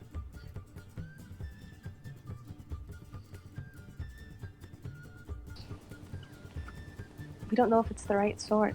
I just know it's the sword I listened to. If it's the wrong sword, we have a random sword and we're in trouble. I just nod, and then I kind of redouble my efforts to complete the ritual to verify them. Okay. So you continue the ritual, and it completes, and you gain an insight into this greatsword. This greatsword is simply just a plain old greatsword. Nothing special about it. Nothing magical or anything. Nope. So I'm watching you guys do this, But you... and you're getting all. Sorry. No, sorry. I was gonna say they're getting all into it. And when you're When I- done, if you mention that. Sorry. Yeah, no. Which I'm kind of leading to what you're probably about to say if I know Bashra well enough. As I loudly exclaim in my best, just pissed off, perturbed, just insulted voice, Mistress, this is nothing but a forgery and nothing magical about it. The purveyor has lied. Yeah, I'm gonna take the sword out of the thing and look at it. All right. Snap. As you take the sword out, it does indeed look like the sword that you like in the drawing, to most degree. It's missing a couple finer details, and it doesn't look quite as nice, but it definitely looks very similar. But yeah, again, according to Korovar's ritual casting, it's just a plain old greatsword. Nothing special about it. And Basha, as you try and bend the metal, it doesn't bend. Not quite that strong. No, that's no fun. You can hear it like groan against you, like, but it doesn't bend. I ad lib. Purveyor, seller, fucking asshole. Peace, Korvar. You are trying to sell us a knockoff brand. Korvar, just wait. What? You wanted a sword? I give you a sword. Yes. He did not say it was magical. It's fine. If it still looks like the other sword, how much will it cost? I'll ask. You want to buy the sword? How much? 10 gold. Done. All right. Yeah. He takes the gold, sort of looks chuffed, turns back to you. You can leave now. Alright. Then we are going. And hopefully they'll hear as we leave. I repeat it. I repeat it out loud too, as loud as I can. Mistress Kell is exiting the building. That's a good thing I have that little necklace. Send the thing to fish. Be like, think they're done. Bought some crappy looking sword. We're leaving. All right, so you guys hear this, and then you hear the of the door like slamming. The rest of you are outside, while Fish and Adamus, you are inside the building still. Your options are to go down the stairs or jump out the window. Well, I don't know that Adamus is there. I think it's just me, so I'm gonna do what I would do. I'm gonna take the journal. Out the window. No. I'll catch you. Actually, I might be able to do that. If you communicate with Bashra through the sending stone, he'll know where to catch you. Metapigeon. Nope, I can just do Metapigeon. it. Okay. Sending stone. I don't need any of this. Okay, I'm gonna pocket the journal. Yep. And I'm gonna cast Pass Without a Trace on myself, which, not knowing that Adamus is there, it also counts for Adamus. And I'm gonna jump out the window while using Slow Fall. Okay. No problem then. You just sort of dive out the window as you hear these Taking footsteps 0 fall damage. back up the stairs. You can hear him sort of going, "Heh, nice," as you just sort of out the window and then slow fall down to the earth until you land into mud. Perfect. And I'll make my way back over to Beisha and just get in his backpack. All right, this muddy backpack. Yep. Alright, so we've got Bashra with Fish on his back, and then Adamus on Fish's back. Yep, it's a yep. It's a full train. Actually, we'll come outside and I'll notice, and they'll be like, "Where's Adam?" And just says, and his dude on your shoulder. I found you a book, This and is I'll what take we out. said. I'll take out the guy's journal. All right.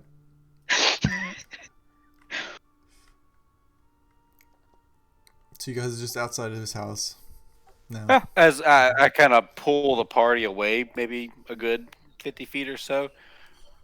Maybe next time we have a plan before we knock on the door. I think me ad-libbing is enough for the night. It's fine. We found a sword. I don't know that it's the right one, obviously, but it looks enough alike that I was curious and I wasn't in the mood to haggle. I agree, and it does look like a sword. Your spell said it was. Maybe just the looks, I guess. Yes, if it looked enough like it, it would have pinged, but like I said, we haven't seen it directly, so there's only so much we can do. Yeah, and I couldn't cast. I couldn't detect magic within the house. I felt it would have been a little too suspicious. So I mean, yeah.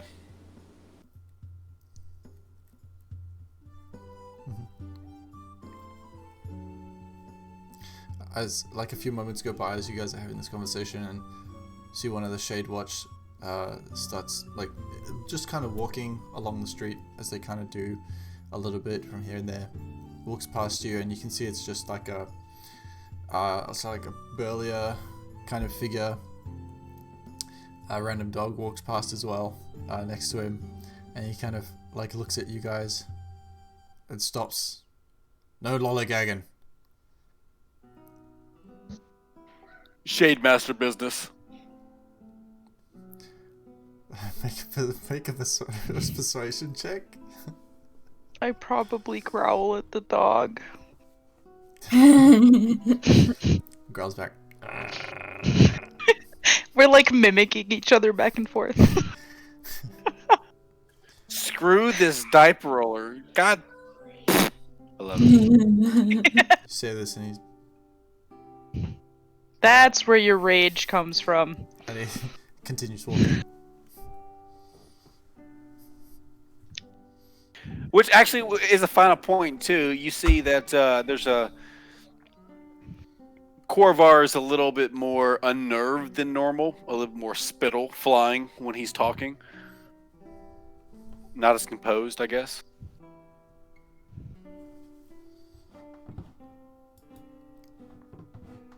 All right. So, what are you guys doing? Showing Adamus the journal, which is fascinating to me, but it's probably the most boring, mundane book you've ever read. Pouring through the pages a little bit, there doesn't seem to be really any mention of the sword. It's mostly just sort of day-to-day life and minor notes on the current events of Jorenn Village. Mentions a few people, but you don't recognize any of them. It's a great read.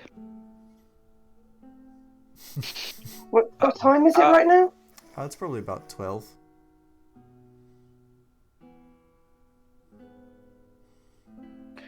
I don't think that Sar would lie to us, especially in this. If it is closer than we think, it has to be within the village itself.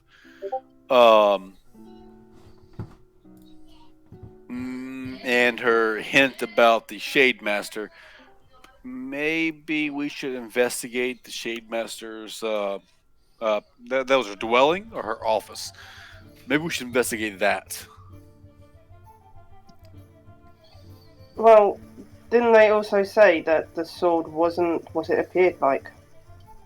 So which would mean that the thing that we just acquired probably isn't it.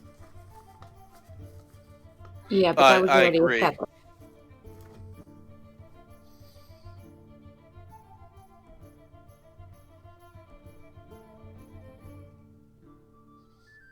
So, are we going to sneak around the Lemon Lady's office? Because I am down for that. I'm still lizard form, so I could definitely help out. The only thing I'm worried about is that the Shade Master is obviously very prominent within these parts and has amassed a little bit of power. We move to investigate her, we get caught. I think we might as well ship ourselves to the nine hells. We can Question, go how much- there? But, I mean, it was oh fish. Question, DM, how much of a good look did I get of people that work for her that would have been sort of in her house at the time? For Shade Master, Yeah. like people in her house. Yeah, just in her house. That wouldn't raise suspicion. I'm not sure I understand. I'm thinking of disguising myself to look like one of the people that work for her that would be in her house, not raising suspicion, so I could sneak in without. You didn't notice anyone else in her house.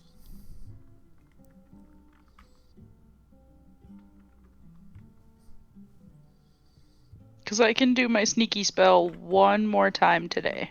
Unless we wait for another day. Doesn't it also last for like an hour or so? Something like that.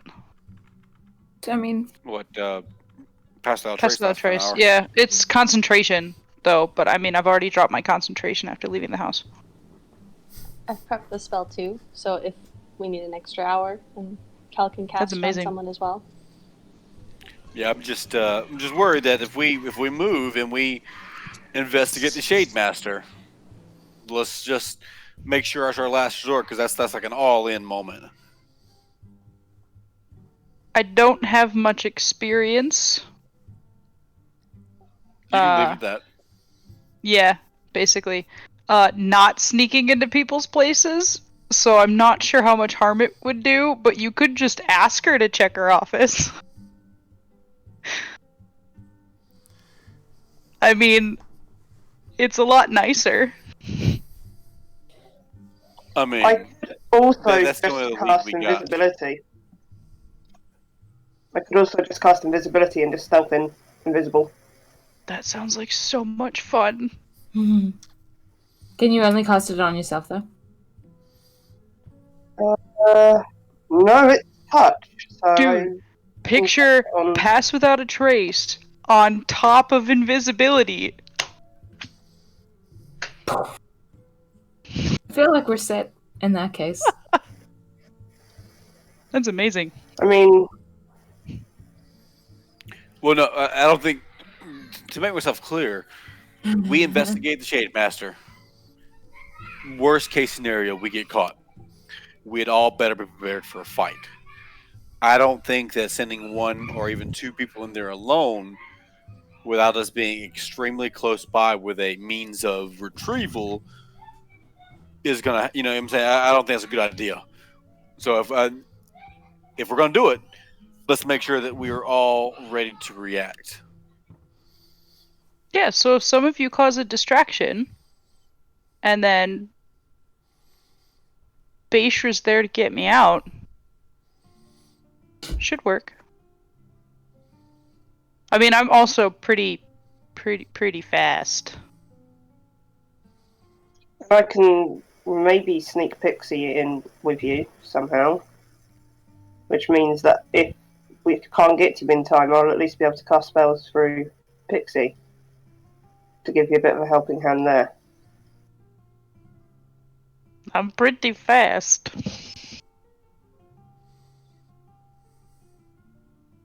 I also really want to see what the Lemon Lady's office is like. I want to know who we're working for.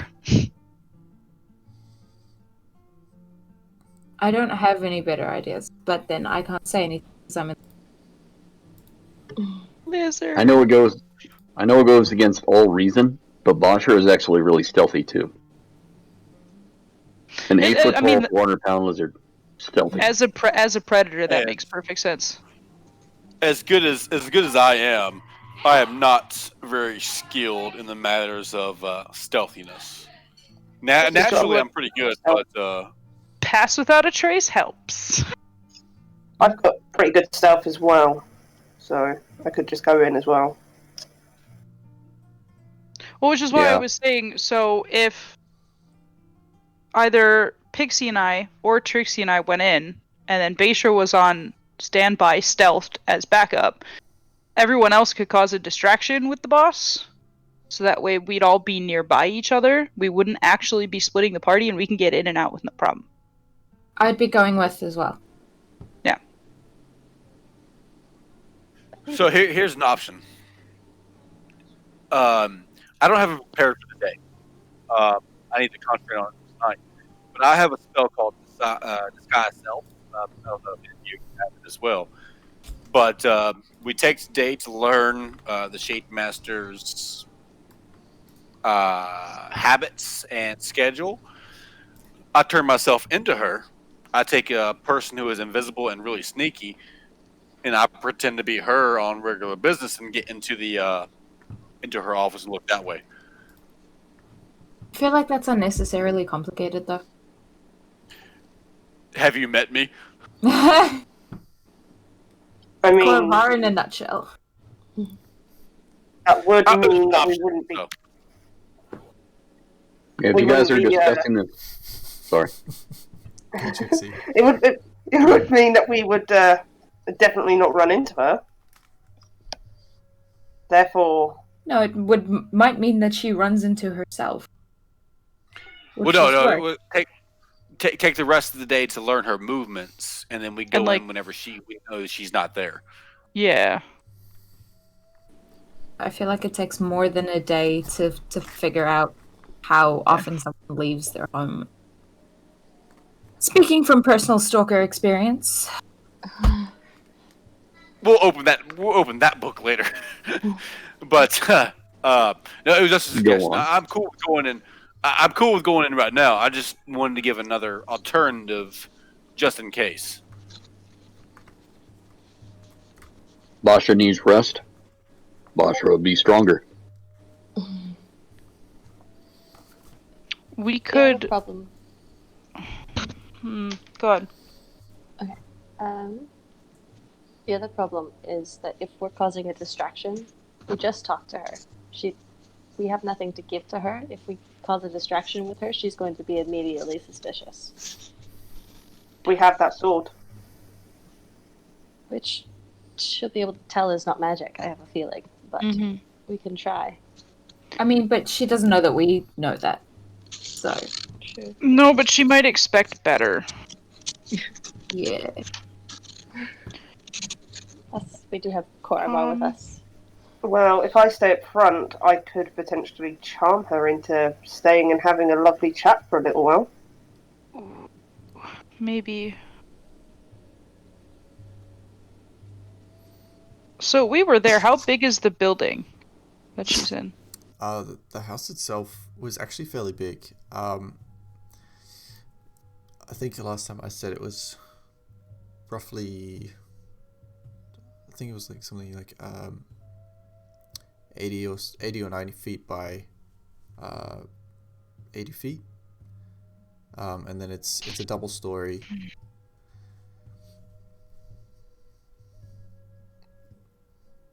I'm sure there's a lot of places for smaller things to hide too. I think maybe we should hold off on investigating her.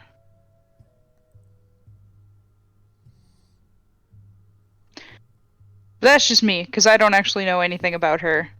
You guys are working for her. I'm just here with you, so I don't actually know anything.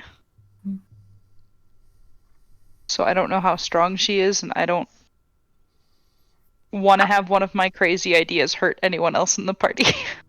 I think that it is a good idea to investigate her simply because none of us trust her and we have inside knowledge from Deimos to suggest that she is hiding.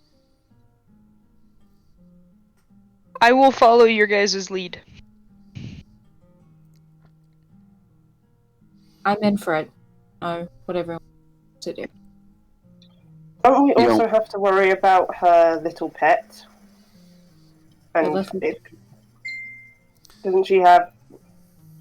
I can't remember what it's called. Was it a Trissom? Am I remembering that correctly? No? No, I must be thinking. DM, does she have something? What? Wasn't it... Didn't she have a Displacer Beast? Not Or am I that thinking of an entirely different campaign? Totally different campaign, yeah. The Displacer Beast is definitely not around. Okay, I was like, there's no way I'm going in if there's a displacer beast in that house. Yeah. Probably a wise I'll call. get eaten up and chewed and spit out in seconds. That's like the one thing that can probably match my speed in that house. Oh god. Well, That if or a she's blink out dog. If she's out of the house, do you guys maybe want to check the house while she's out? See if we can find any evidence to confirm our suspicions? Yeah, I think it would just be a matter of figuring out when she's not home. That'd be easy enough if you have somebody watching her. Kind of like my plan. Watch her for Yeah. a day. Or somebody who had some type of sending stones that could communicate telepathically. Gee, I wonder who could have such an ability. And who also wouldn't raise suspicion if he was outside just doing random lizard stuff. Like digging holes, or chasing dogs, or eating dogs, or Ooh, that sounds like fun. being generally a nuisance. It's a thought.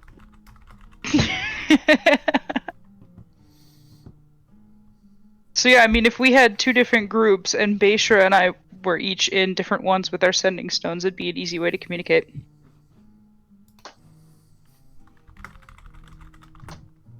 I mean, I'm not going to let everybody else on Korvar know that I can think fairly well in those regards, but I'll let you know. It's just too much fun messing with them. So, Look, now that you can communicate with fish through the sending stone, you don't have to communicate any of your intelligence thoughts. You can just tell them to fish. What I'm doing. That is exactly word for word what I'm doing. Is I look at fish and let fish know what's going on, and then look at Korvar and just do dumb lizard face. You don't need so to make that face with me, Basher. would No, you like it, buddy. I can't get a read on that guy. so we'd have to find her first to keep an eye on her, and then I don't know, I still feel weird about doing this during the daytime, but I feel like I know she'd be home at night. I mean, worst comes to worst, I'm a lizard.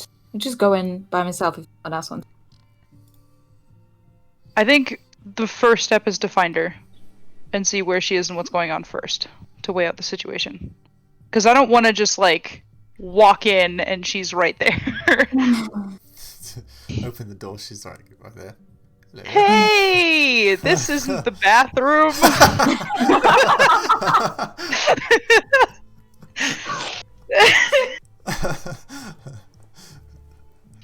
So I think finding her should be step one, and then we take it from there. Would it not be easier to just watch the house? Well, that's what I'm saying. I mean, that'd be the place to That's- start. Yeah. Right. Because that would be the first Um, place to look for her as well. But she doesn't know about Fish, and she doesn't know about Trixie. So if they happen to see her, No, she does. does She knows about me. I was there. I drew her on my notebook surrounded by lemons. Oh damn! Never mind then. I'm sorry. Are we trying to figure out where the Shade Master is at this exact moment in time?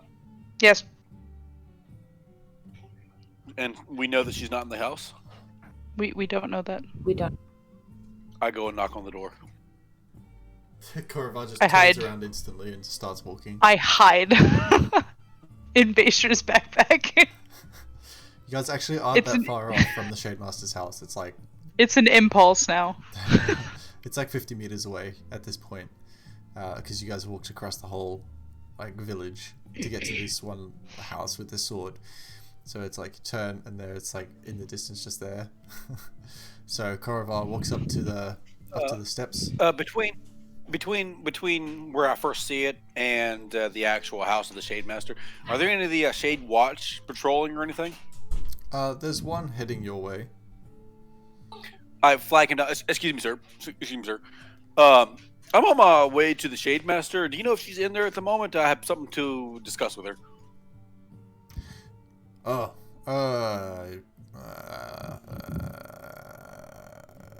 nope. Nope, you don't know. Nope, she's in there. Could you please elaborate on that a little bit?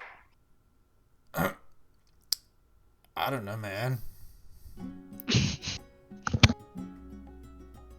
Thank you. You've been of great assistance, and I'll walk past. I'm gonna It's like- study it's- this guy for a second. As you walk past, it's like a few moments delay. Like you're already walking away, and then he goes, "Yeah, no problem." And just like slowly starts continuing where he was going. Yeah, you want to make picked an the insight check? Yeah, I'm gonna take a bit of a look at what he looks like. I'm just memorizing how he looks, and then I'm gonna go on ahead and use Mask of Many Faces to look similar to him, so I'm not raising suspicion being in the area. Okay, he's this sort of he's this sort of like halfling guy, very like scraggly beard going on, like bright blonde hair mixed with like dirt and everything, very unwell, like untamed, and it's got the whole sort of like grey attire on with like the faint dark blue edges, the trim on the sides, very what's the word? Familiar Shade Watch clothes, uniform. But Yeah, I'm gonna make myself look like that, but human. Yeah, no worries. Basically, just like a taller version, slightly less disheveled. Yeah. As he walks past, actually, what's your passive insight? Like, what's your insight proficiency? Ooh, For insight every one of you. Insight -1. Okay. It's basically 10 plus your proficiency. Yeah, mine's 13. Mine's 14. 11. Okay. Yeah. So, most of you can tell as he walks past that his eyes are bloodshot red. He just like stumbles along, continues. That's the stress. Like because he's high or because he's tired? Drunk. Probably both. Or both, yeah. You can ask. No. I'm lizard Not form, I really can't. I would continue my march onto the house, and then I would knock on the door. All right. So, as you walk up the steps, you hear this on the door, and the door answers, and that's where we're going to pick up after the break. All right. So, 15 minutes, and I'll see you guys back here. Okay. And we're back. Okay. Yep. Cool. Hey everyone. So, this music is a bit weird. Let me change it for the setting.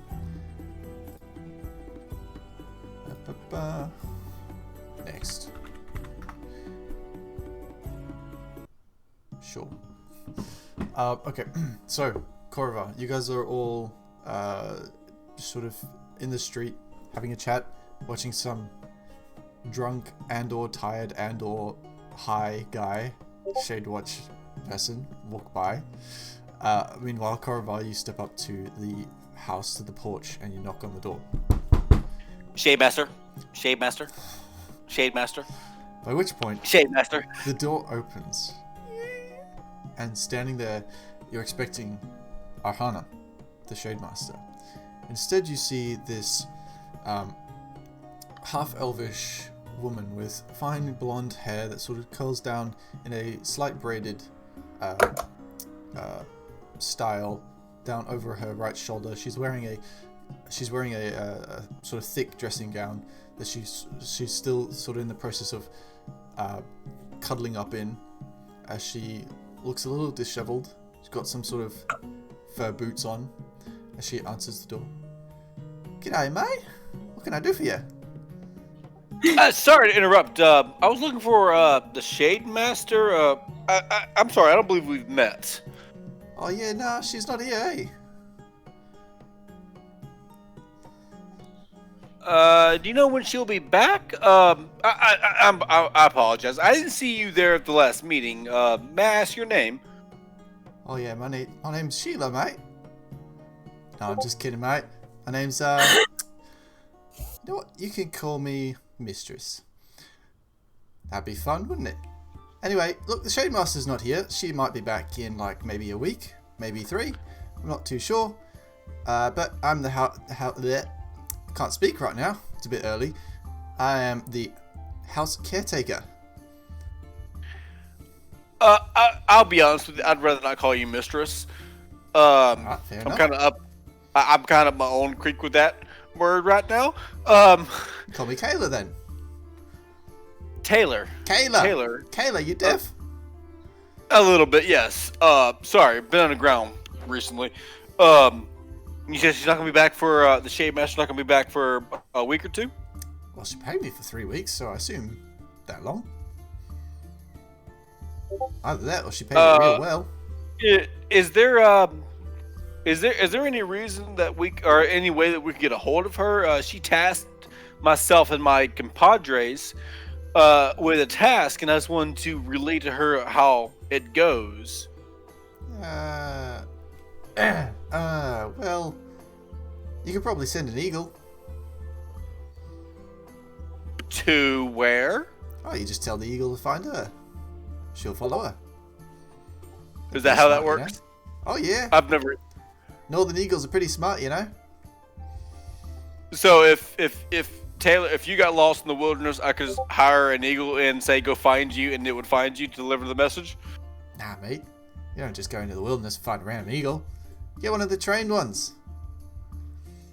You got one here. A trained eagle, then. Trained eagle. You know, I don't think you're saying a whole lot of things that make sense to me. What's so hard to understand, mate? You get an eagle, you tell it where to go, you put the message in, and you send it. Just send it, mate. All my life, I've never utilized an eagle like that. Do you have an eagle place here in this town that I could utilize? Does this place look like we have a fucking eagle place? Come on, mate. You should know this place a bit better than that. Just head down to I am new here. Yeah, well, I can see that. Just head down to the general goods store, yeah? Just the general goods has eagles? Yes, we have one eagle. You can hire the service. It's about 5 gold though. Pretty pricey. It is an eagle though. But what if someone's using the eagle? Is there any other way that I can get a hold of the Shade Master?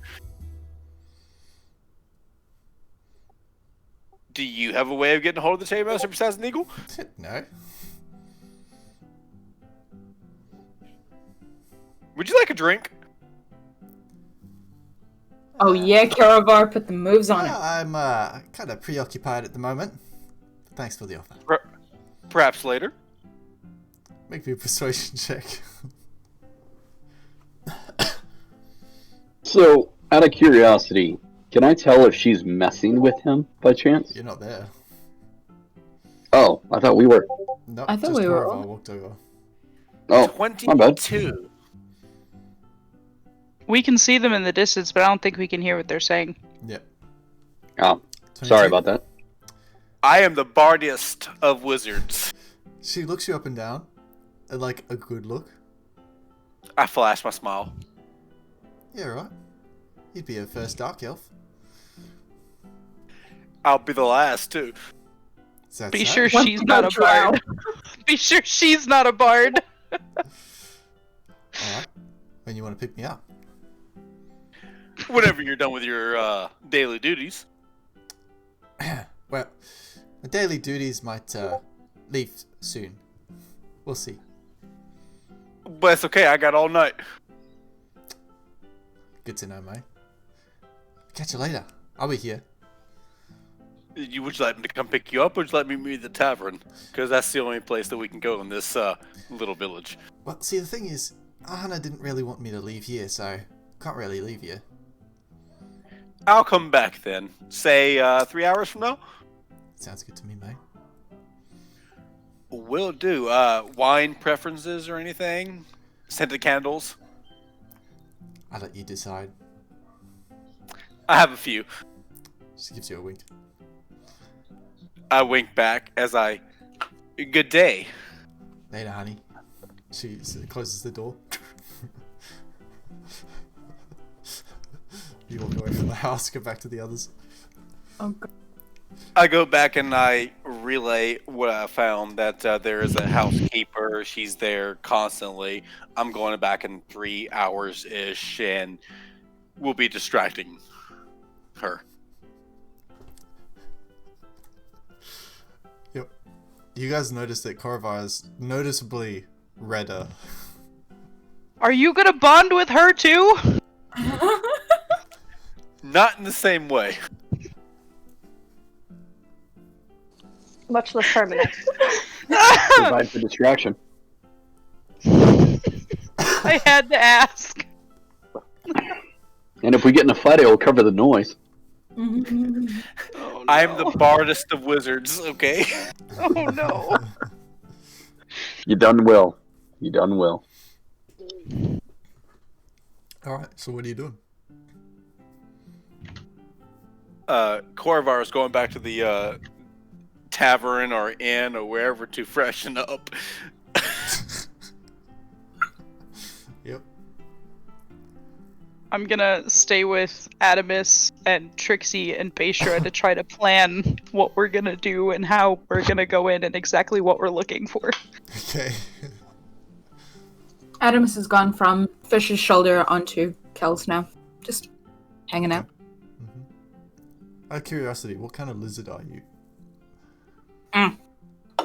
Just I don't really know what it would be classed as. Just in D&D Beyond is for a lizard. Don't worry about D&D Beyond. Just like, is it a blue tongue? Oh. Is it a bearded dragon? Oh! Okay, Go in on. this particular scenario, I want it to be something small. So, Like a Like a gecko? dart. like what? Like a gecko kind of thing? Like a gecko. That'd be cool. Alright. That is super cute. Yeah. Especially in mechanical form. Yeah. That's actually adorable. I want one now. Little gecko mechanical lizard. That's cool. Alright. Cool. So, what are the rest of you doing? If you want to plan, now's your chance. I'll stay with the others to plan as well. Plan ahead. It's not done yet. How can we plan? Oh, I thought I muted it.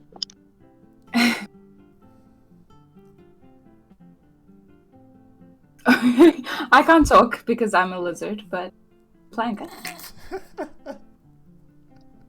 So, do we know how many entrances there are exactly to this place? How many places we might have to cover to make sure that, like, no one gets interested or, you know, passing by if you leave a door open might take a chance in this town. If I run go through a around window. the house really fast and come back, I can see how many entrances there are. Because there's only the front door, then we've got the issue of still trying to get past. Unless they go up to the bedroom. I get off of Beishra and I bolt around the entire house, full dash as fast as I can to see how many entrances there are before I come back. Okay. That works. Alright. It's 100 feet in 6 seconds. Yeah. It's crazy. It's kind of like, you know, Scooby-Doo and stuff, where they sort of... Yeah, it's kind of like that, because especially with the mud, You just sort of need grip, and then suddenly you take and wow, you're off. But It's like bracing yourself before a race. Yeah. But you run around the house. Surprisingly, around the back, there's actually a small fence that you can hop over.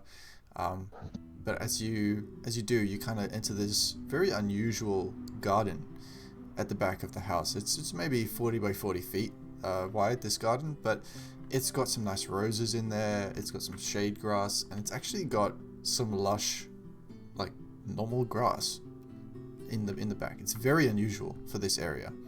It's just like this big patch of normal grass, and then sort of like the border of the fence is lined with all these different flowers and plants as well.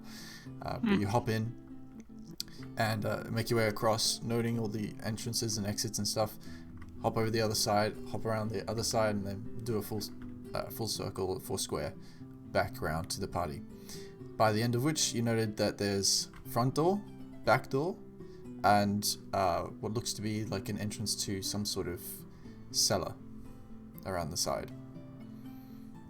I will race back without damaging anything in the garden, being very careful, and I will relay everything that I saw, including everything in the garden, because it was really pretty, and I think that everyone should know about it. It was really pretty.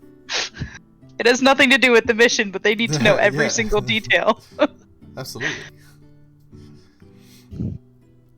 Alright, so you guys are now aware of this.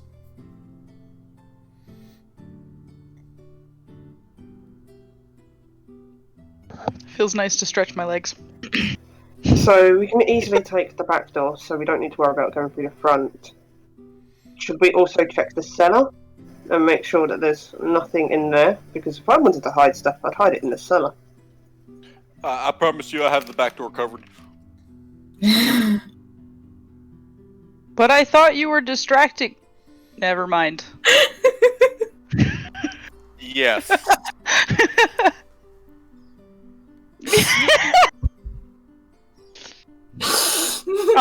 I think we should check the house first and save the cellar for last. Because the whole point of getting them out of the house is so we can check the house. Well, I want to remind everyone that I don't think that I'm going to be able to get her out of the house. We're going to be... Yeah, you know what I mean. Yeah. Oh, yes. Unless you guys want to check the cellar first.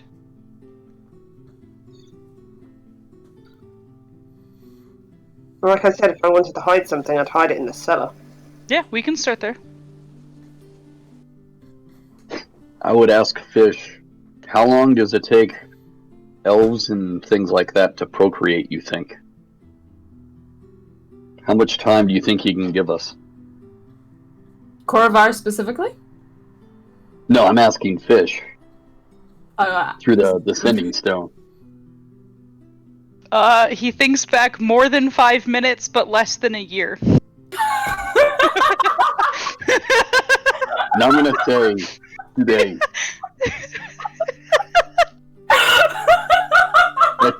I have so many more questions.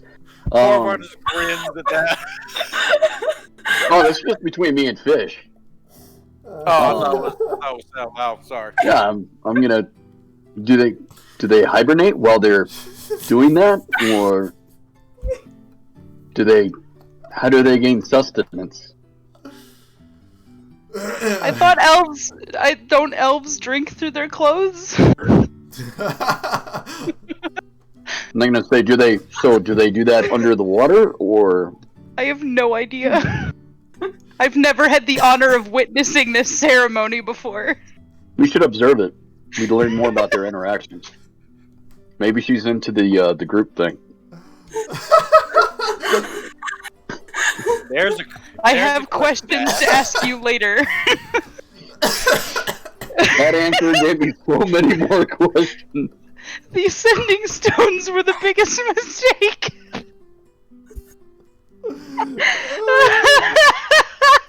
I still don't understand the squishy.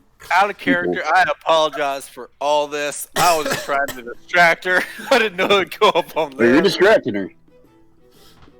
You do what you gotta, buddy. That's a good plan. People are usually distracted in the middle of that. I know I am. Oh man, I have so many questions about Koravar now. Thank you, Beishra. I have less questions about Corvar and more questions about general humanoid anatomy. Like, he is just confused about how that works. I mean, if you're curious about anatomy, there's an easy way to figure it out. I'm not that Open them curious. up. One. I mean, yeah, but...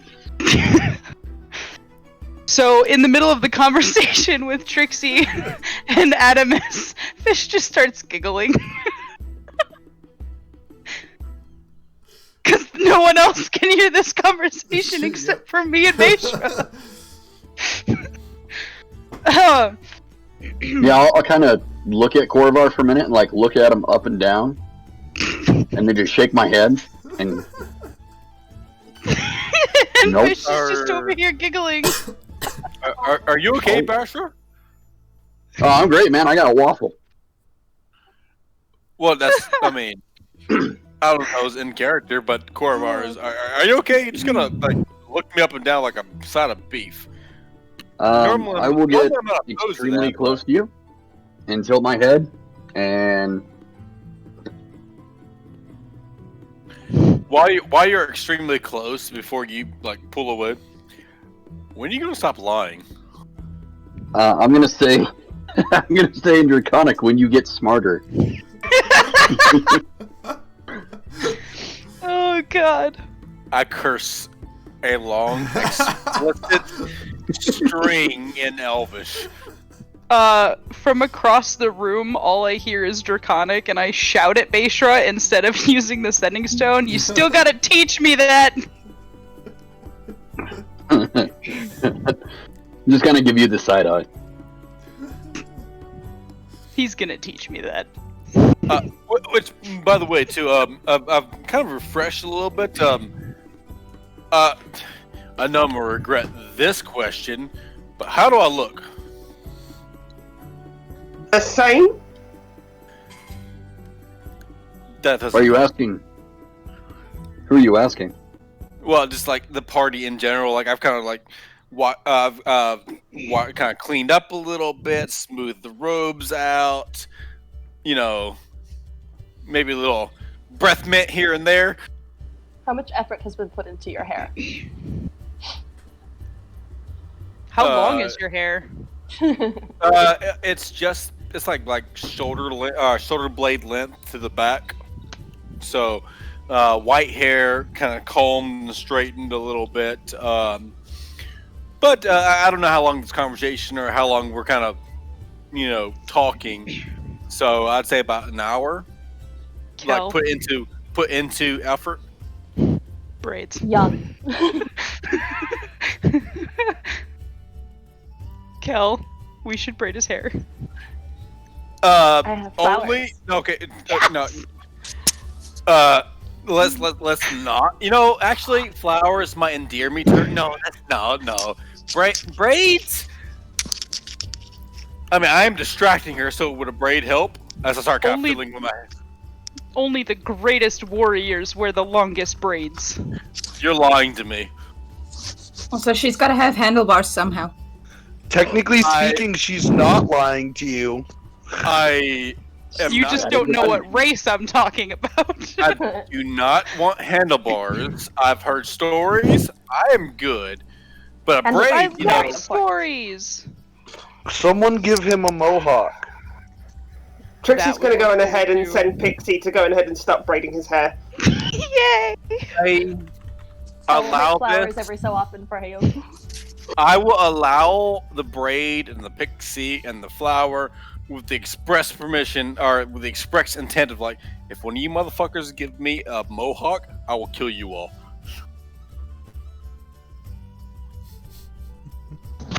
He You'd didn't have to say catch any- me first. You'll come He back didn't say eventually. anything about an Yeah, me too. afro.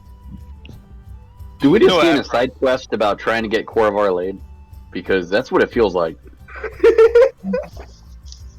Oh, no, you're trying to help Corvar distract this person in order for y'all to sneak in. Appearances mean things. And he likes getting his So- hair played with. Question: the cellar, was that in the back or was it on the side of the house? The cellar was on from where you guys are, the left side. So if Bayshore were to stand near or in the street, he would see the cellar from there? It's kind of tucked away on the side. Like, the house isn't dead center. It's very much into the side of the base of the mountainside. Okay. If we're checking the cellar first, we would need someone to watch outside. Cal could be Cal could be an animal that would look like super innocuous, and then cause she has bad stealth, you don't want her inside, but just like a dog or a cat. I can be outside to watch things. That'd be interesting. Because I can communicate with Beisha whenever. Because if he's watching Speaking of which, the front. Go ahead. Sorry, I'm just thinking out loud. Speaking of which, do we actually, Clover, can you give a timeline on how long you think you can distract her for? Well, I mean, depends on how much wine is pulled. It's wine. Do we need to soak your clothes again? No. Thank you, Fish. But it 10 depends. minutes. I would say at the very least 10 minutes. I mean, let's go with that. At least 10 minutes. In my head, I say to Beisha, see, it's more than 5 minutes. It's a long time to be crying. Fish bursts out laughing in the middle of our conversation out of nowhere. Can you not laugh while you're braiding my hair, please? Oh! Everything is fine. So, are you guys giving him cornrows? I hope the answer is yes. No cornrows. A simple braid in the back would be nice. Thank you. I think Pixie was braiding his hair. I think ponytail. Yeah. Like full ponytail. No. I'm kind of a braid myself, but Well, it gives you two. It gives you two ponytails or two braids. seems too much like handlebars. I'm good. You never know when you'll need them. I'm good. Thank you, Basra. Give him a mullet. Don't One listen to other him question. either. If you start losing her interest and she starts wandering around whilst we're still in the house, we need to come up with some sort of signal for you to signal to get us out.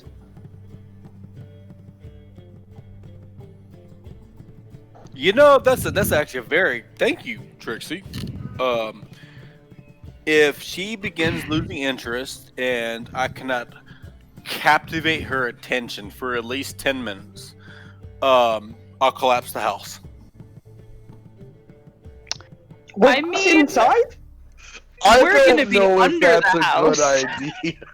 I mean, We're gonna be under the house, so maybe just throw something out a window. so yeah, actually, that's probably a better idea. I believe that and DM, this is a more of a history check, I guess. Since we've been inside the room, there are windows that I can kind of see out of, while inside the house. Yeah. So, if it begins to go like really south, I will look out the quote unquote say southern window, and I'll cast dancing lights. If you see that, it's probably not going well. Okay.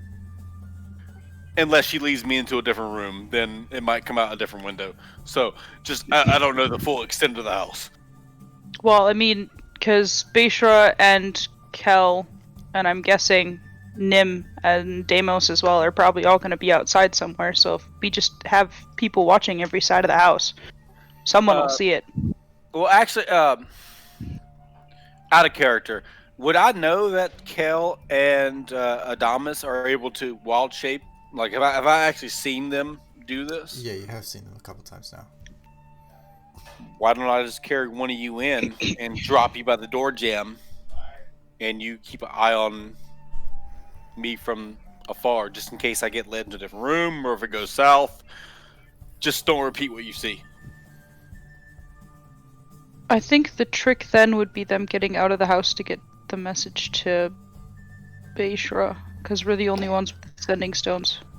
It's going to mean that I'm not going to be able to communicate, and I'm could be difficult, but I guess I could stay outside and send Pixie in and then come into the basement should we need to. Well, let's. I don't want to cause anyone undue stress, but if it does indeed go south, I will send out dancing lights, say 50 feet away from the house. So we'll call it that. That'll be the signal. But no more than 10 minutes. Like, from the minute that I go in, 10 minutes later, it's probably going south.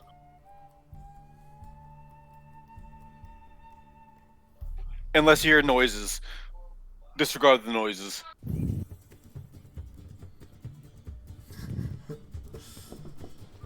So, me and Beishra and Nim and Deimos maybe are staying outside to watch different exits. Sounds like a plan to me. Okay. Thomas, did you want to be in the main house or down in the cellar?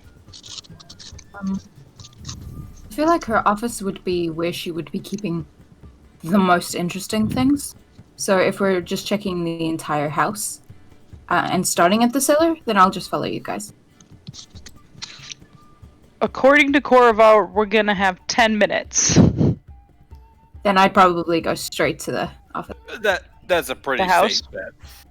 So we might need to have 2 groups looking. One group in the house, both the druids, probably. And then Trixie and I can be searching the cellar. Are you cool? Wait, you said that you don't have great stealth, Kel, so maybe a Basha? Well, I was gonna say, because Bosch was outside because he has the sending stone. But if you guys are both little animals... True. I can be a bug. Speaking of, Adamus, I have to check something. If it's been enough time for me to convert back to normal, then yes. Yeah, but you've been speaking, so I assumed that you'd changed back. Right, okay, well, yeah, let's just say that I have, because there's no point in me staying in lizard forms. Okay. I have a question. For Pass Without a Trace, when I cast it, everyone I cast it on has to be within 30 feet. If they leave that 30-foot distance from me, does it wear off, or does it continue? After I cast it. Let me check the spell. Because if I could cast it on all of us before we split up... Sage Advice, as DM, I looked this up previously. Sage Advice says once they leave 30 foot, it doesn't affect them anymore. That's what I thought. Okay. Yeah, because it says it radiates from you, masking you and your companions. So it's kind of it's like a traveling group. All right. Well, I can cast that on myself and Trixie then, and Pixie if necessary. You don't need to cast that on me, so it's okay. I have. Well, I can't. The ability to do invisibility once, so. I'd say save that for an emergency. Just in case we have to make a quick getaway. Are you still masking many faces? No, I've dropped that. Okay. Sorry, I forgot to mention. I dropped it as soon as we kind of got back and were starting to talk. Okay. So does this braid look good? Am I good?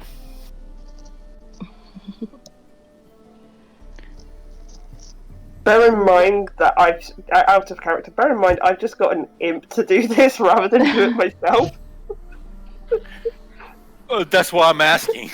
I mean, Korvar notices the imp braiding his hair, and does this look good?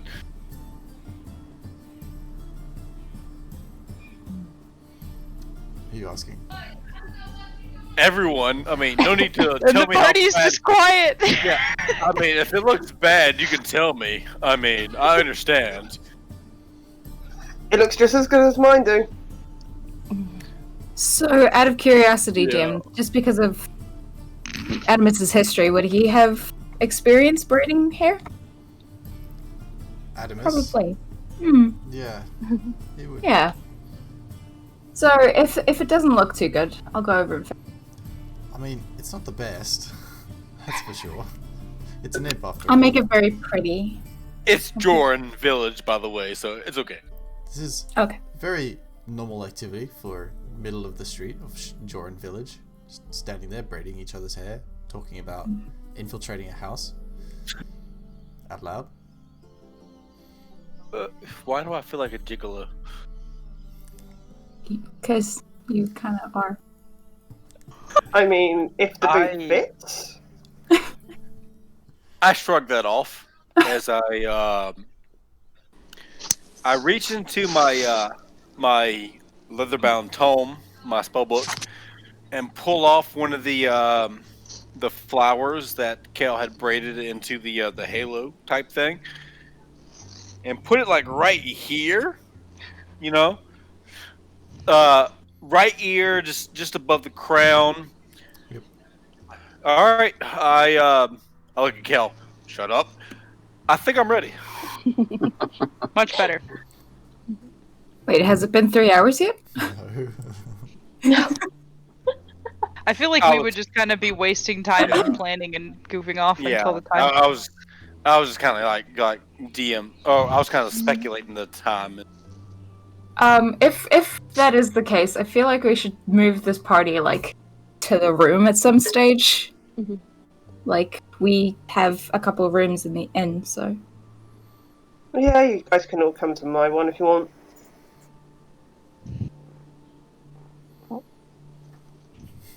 works for me. Just to wait up the 3 hours. Alright, so you guys make your way to the inn. Into the Shady Inn over there. It's just like described it before, it's a really bad room. But, you know, it's a room. It's private. Mostly. Paint me like one of your French girls. I totally would. Just immediately as soon as he said that. Oh boy. Okay. Yep. You have a fresh new drawing of Cora Vest, the female wizard. Cora Vest. Thank you.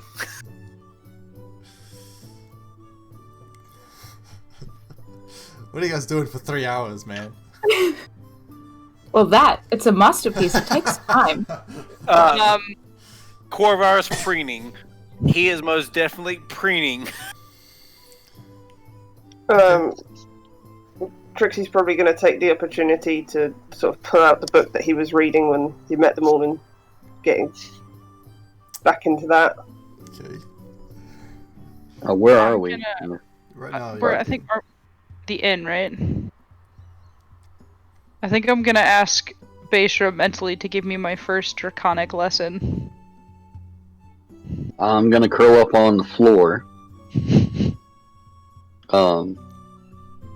And then I'll try to teach you very basic words. Just like an image of a little goblin with like a lizard folk curled up on the floor around him, and we're just kind of thinking back and forth. Yeah, I imagine I'd curl and you like sit like It's on the adorable. side of me or something. Okay. I love I'd it be so giving- much. I'd be staring at Corvar the entire time. Oh man. So we've got I'm sexy and I lessons know it. and history lessons. I'm Literature. probably learning like the words meat and face and teeth. Ironically, we have 47 words for face. All of them involve me. So, that's pretty much it. This is gonna be fun. Okay. And the Duolingo adventure begins. For 3 hours. This goes on. Norva, your portrait is masterfully finished. It's a beautiful, beautiful white-haired female figure.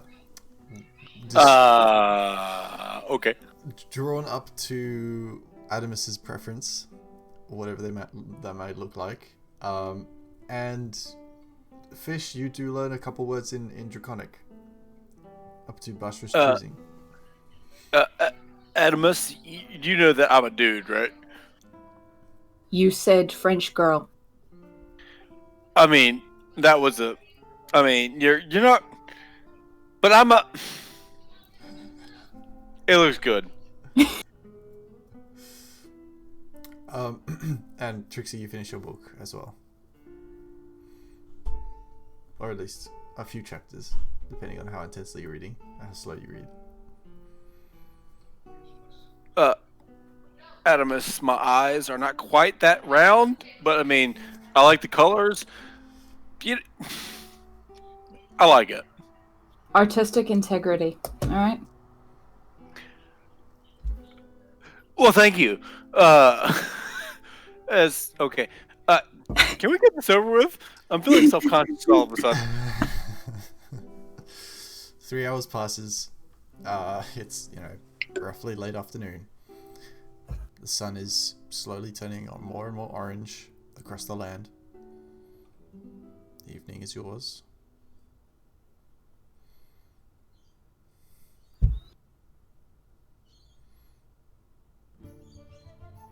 Teach, Okay.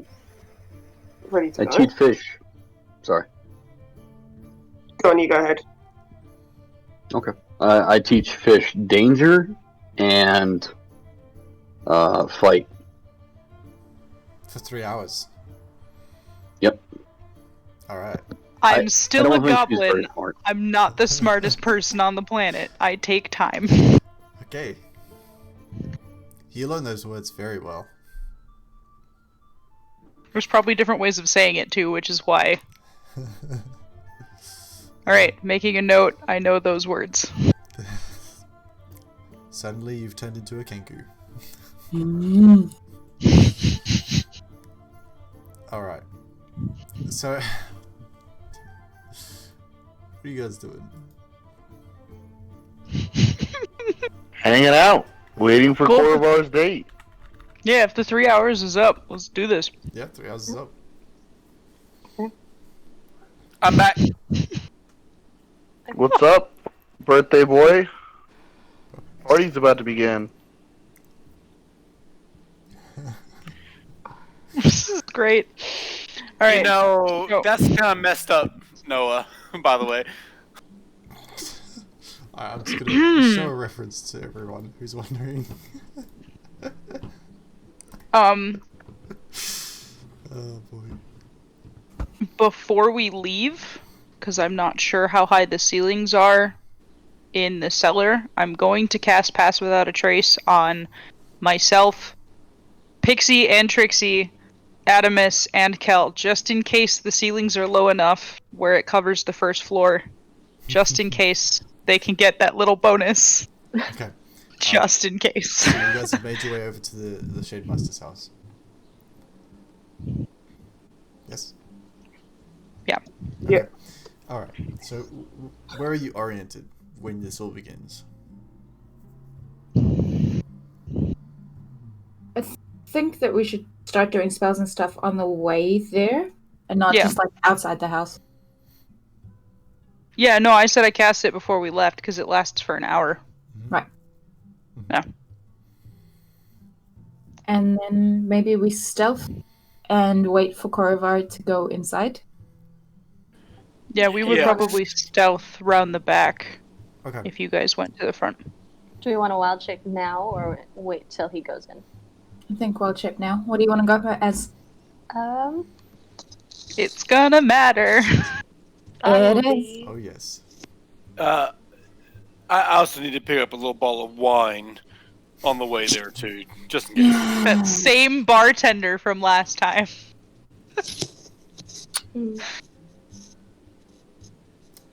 Alright, so you're going to the tavern? Maybe like a cat or a rat. Yeah. Very quickly, just to purchase the not cheapest, but the in between like expensive and like cheap You have one. 3 options. It's The 2 reds middle and 1 one. white. I'm sorry, what? 2 reds and 1 white. He seems to think that one of the reds is better quality.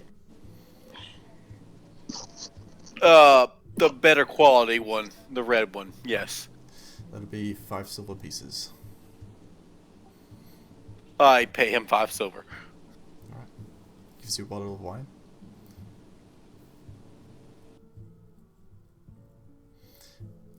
Just out of interest, actually, this particular bottle of wine would be made in Stilben, which is it's like a harbor, sort of. I guess you could call it a city, just maybe, but it's basically an entire sort of small city on stilts, down south in a swamp-like area. You've heard of it. Most of you have heard of Stilben. Is this a sweet wine or a dry wine? I believe that's a dry wine. That works. Yeah. Alright, so you pick up your bottle of wine. You all meet back in front of the house, having your spells cast. What are you turning into? So one of us should be something that's large and big enough to open something, and the other should be small enough to get into places that the other one can't, I think. Yeah. A cat and mouse. Yeah. Yeah. Do you Basically. want to be a cat and I can be a rat? Yeah, sure. I just maybe it should be the other way around because I feel like a mechanical cat is a little bit weirder and she's more likely to spot the bigger thing. No? Yeah? Right. No, that works. Sorry. My feet Okay. was wonky. Yeah. That Okay. works. Cool. So you're a cat, I'm a rat? Cat. Gotcha. Alright. One mechanical rat and one cat. Normal cat. Cat and a rat. Rat and a cat. Mouse. I think the mouse would be smaller, so we'll go for that one. Like it matters. Alright.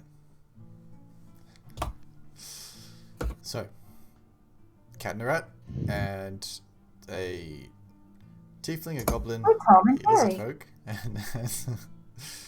and a very handsome-looking Korrivar with a bottle of wine. Hairbrush. Somebody get him a bouquet of roses. Druidcraft is the thing. Druid craft a bouquet of flowers. Yeah, can we get I mean, Adamus? Can we Korvar's- get him a bouquet of flowers? Harvar isn't going to Please. ask. You would need to go to Cal for that. I don't have Druidcraft. Cal, can we get a bouquet of roses?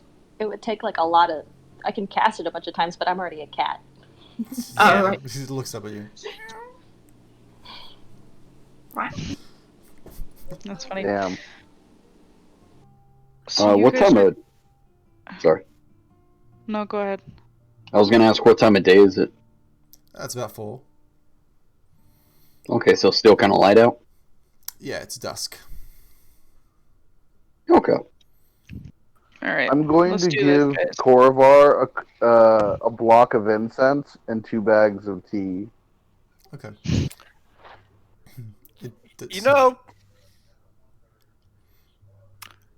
thank you. Yes. Demos. You're welcome. No, I thank wish you. you luck. I don't need the tea. I don't know how to make it. But the incense, I think I can use. Dip in water, heat. I'll take your word for it. All right. So do you walk up to the door? I soothe my beating heart. I knock on the door. My boy's growing up. Korrivar's heart right now. Anyway, you knock on the door. A moment goes by.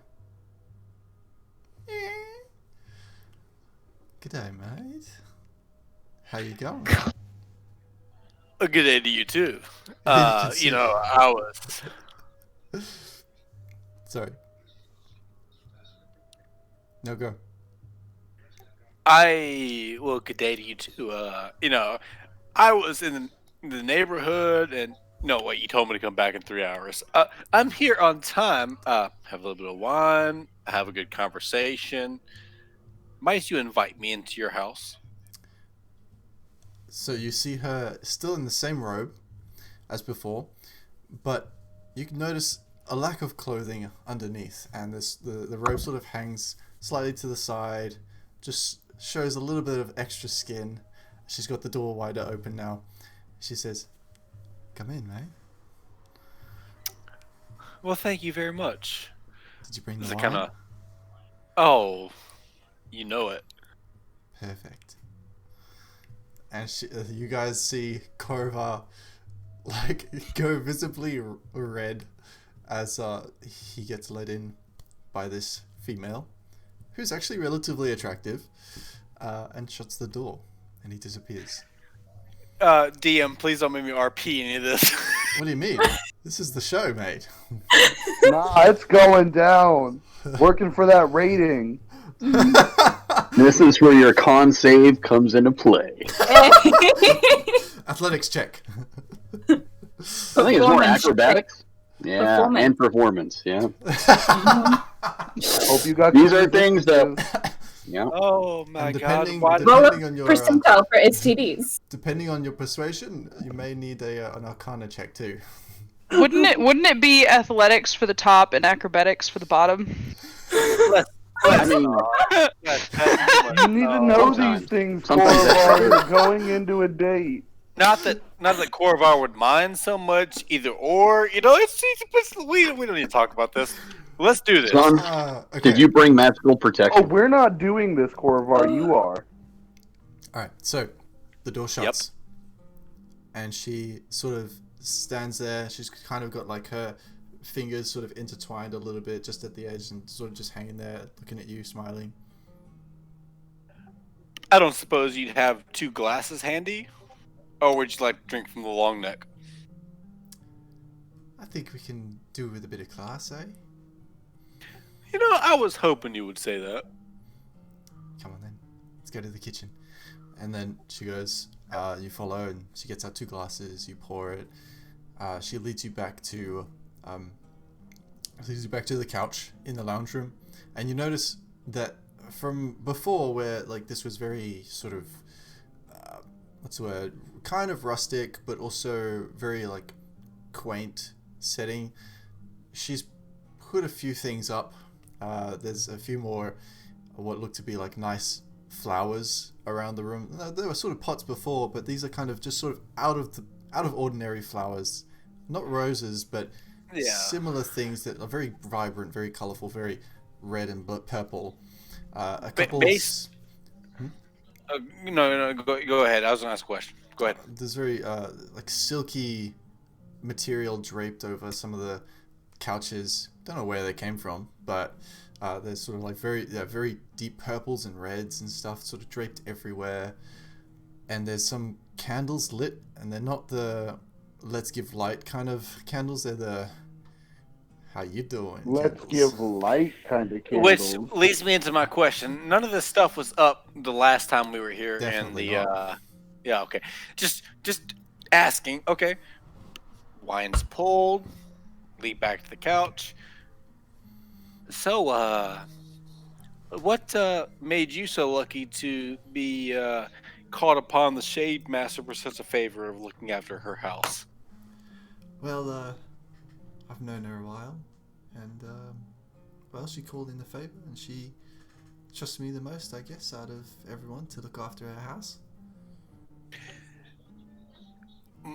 Must be a very grand creature indeed, as I wink when I say creature, to have owed a favor to the Shadow Master. You know, things happen in life, and you're there for some people, but I was there for her when she needed me, and here I am. You know, I can relate to the fact that, you know, things happen and all of a sudden you're thrust in a position and you're just trying to make the best of it. Like now, as I hold up a glass. She holds it up and she says, "To being thrust into positions, eh, mate?" Yes. She drinks some. I have no comment for this out of character. Oh, this is going so well. So, Tell me a little bit about Yes. yourself. Well, it's a tale as old as time. Boy is born. Boy is neglected by the gods. Boy vows to overcome the gods. It's a simple task, and then boy meets girl. Do you want to finish the tale? You are a naughty one, eh? Well, If only you knew. I think we all love a good finish. The grandest, if I could say so myself. She drinks some more. Half the glass.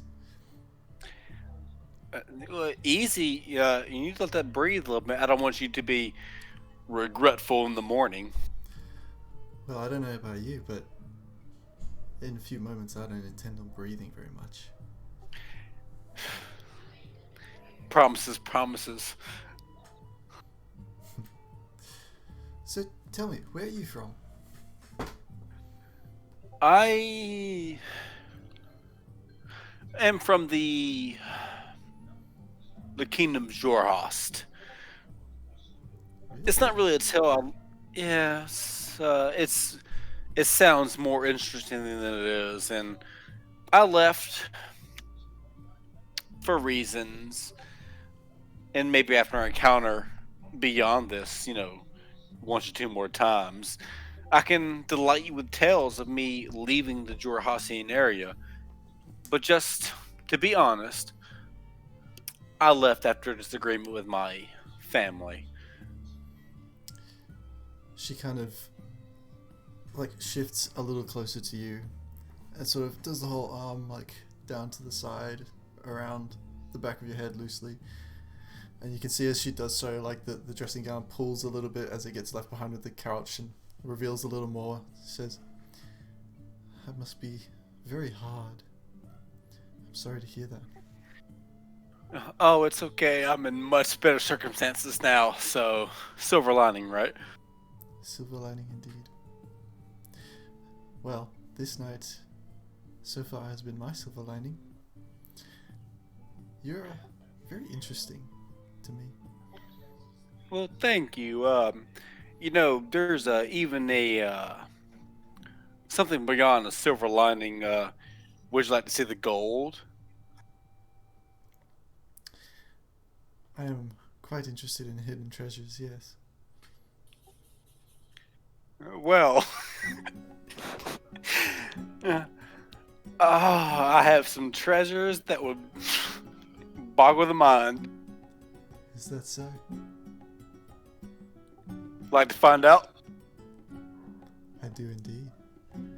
Maybe we should finish these glasses, eh? Go up to the bedroom. I drained the glass.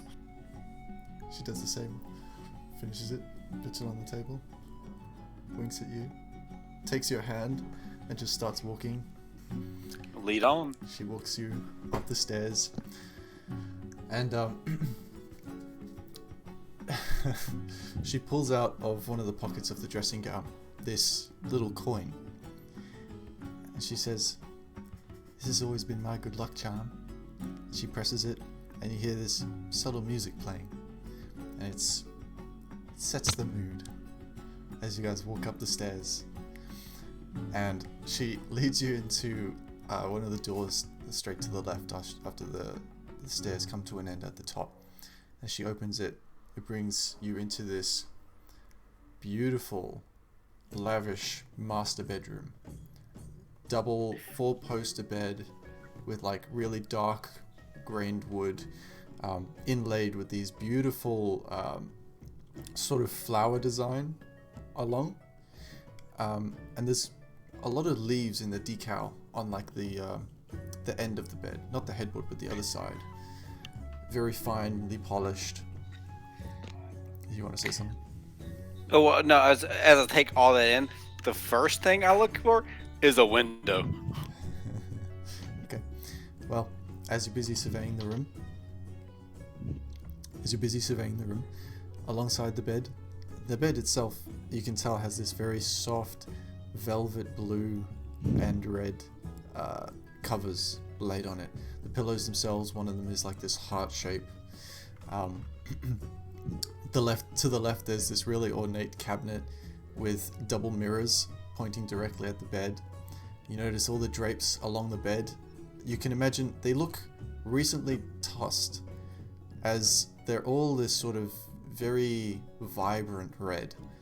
Draped like what's that material?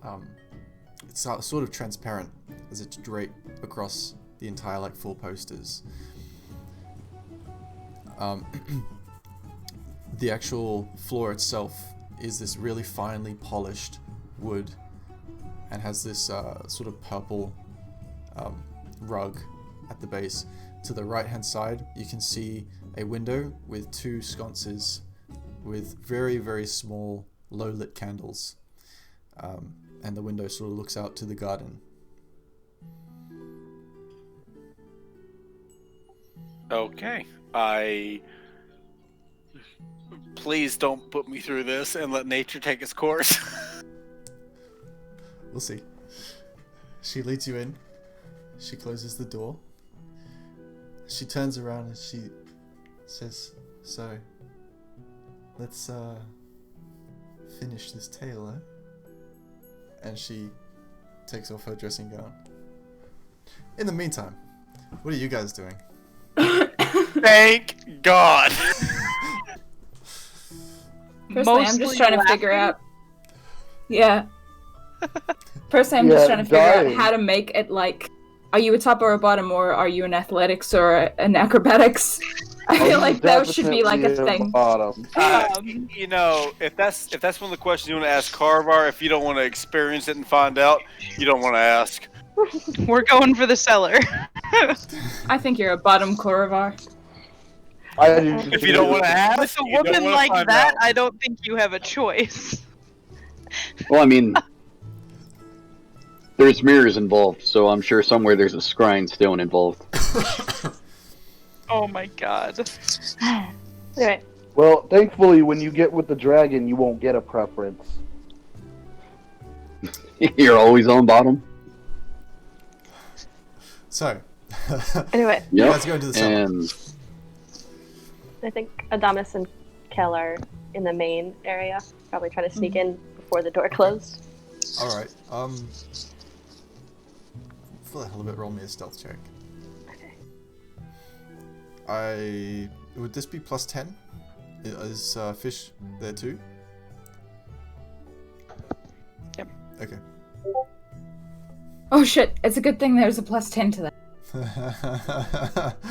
Yeah, so it's whatever you roll plus your stealth plus 10. Yeah. So And we get to 16 in use- total. We use the beast stats, right? Yeah. All right. But you've got your Yes. you've got your intelligence and wisdom. Yeah, and charisma, I think. But okay, Yeah. Dex. Let me just. Yeah, I need to. I mean, a rat.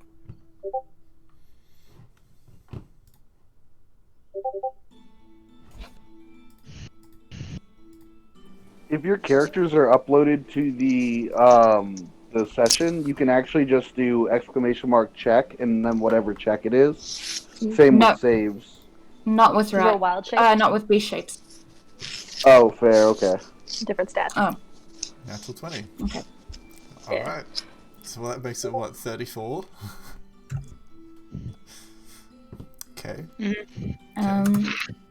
She disappears into the abyss. Very cat-like. Yeah, just sort of phases through the door. I'm a sneaky, sneaky cat. I got less as a rat than I did as Adamus. Okay. Alright. Rats don't have any dexterity, which is weird. That is weird, but they're only rats. Yeah. Alright, so you guys managed to sneak your way into the house. One jumping through the window and another just sort of fitting through the very small cracks underneath the door. You're inside the house. Fish, are you going into? We were gonna go for the cellar, not the house. Oh, I thought you said you were in the main area. Mm-mm. Just an Adamus. Oh, okay. Alright, so eventually that effect fades as Fish makes his way around to the side of the building with Trixie and Basha. So what are you guys doing inside the house? I would like to go straight for the office. I think that's where she would keep her Straight for the office. office. Alright. Yeah. So you make your way over there. The door is locked, as far as you can tell. You can't really open a door as a rat. No. Can I try and like get under the door? Yeah. You can. Yeah. I'd say you. Yeah, I'd say you'd just be able to squeeze underneath there. It's a very tight fit though. It's kind of like those videos where the hamster's sort of squeezing under the smallest gap in the eyes. Just go. Okay. I'll keep watch outside then while Adonis is in there. God, cat. Okay, I can try and open the door from the inside maybe. Unless it's locked. I mean you're a rat. So there's no like cabinet where I can like fling off of and like try and pull the handle down? Acrobatics, maybe? I'd say, I mean, going into the room, there's a nice solid desk inside this room that has a number of drawers and one openable cabinet, which you could try to open. There is also a small, what looks to be like a small cabinet as well to the left. So I'm just gonna drop my wild shape and try and open the door and then rummage around. okay, sure. All right, so you drop your wild shape, and you're you. So you try and open all these things. Okay. One of the drawers is locked. The cabinet is locked in the desk, and the standing cabinet is open. So the first drawer that you pull opens, and it's just sort of this array of really nice quills with sort of this ink pot that's sealed, a few pieces of parchment, what looks to be a sort of a ring seal, you know, like a stamp kind of thing, a few pieces of wax in there, and that's pretty much it for that drawer. The other two are locked, and then the cabinet to the left alongside the wall is open. You can open the doors, and inside is just, there's a couple of really, really nice robes in there. There's one that's a sort of not quite velvet, but just a really nice soft inner lining to this very purple robe. It seems to be a theme that you've noticed in this house, of very deep reds and purples and blues when you look. But nonetheless, having more of a look through this cabinet, it's one of those ones where you open it, and to the left there's sort of the coat hanger thing, and then to the right there's the shelves. In the shelves there's just these sort of miniature figurines, and each one is different but unique. They all seem to be made of glass, of different colors. You see a number of very mythical creatures that you've never ever seen before. You don't even know what some of them are, but there's definitely a unicorn there. There looks to be like this really ornate owl. There looks to be one catches your eye in particular though, a humanoid figure that, because as all the rest are sort of beasts and creatures and stuff, this one's humanoid.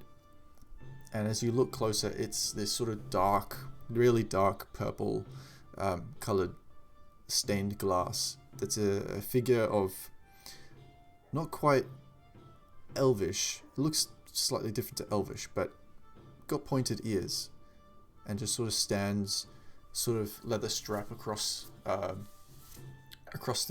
torso, muscular, stoic. Can I Arcana check these things? Yeah, you can sort of suss them out.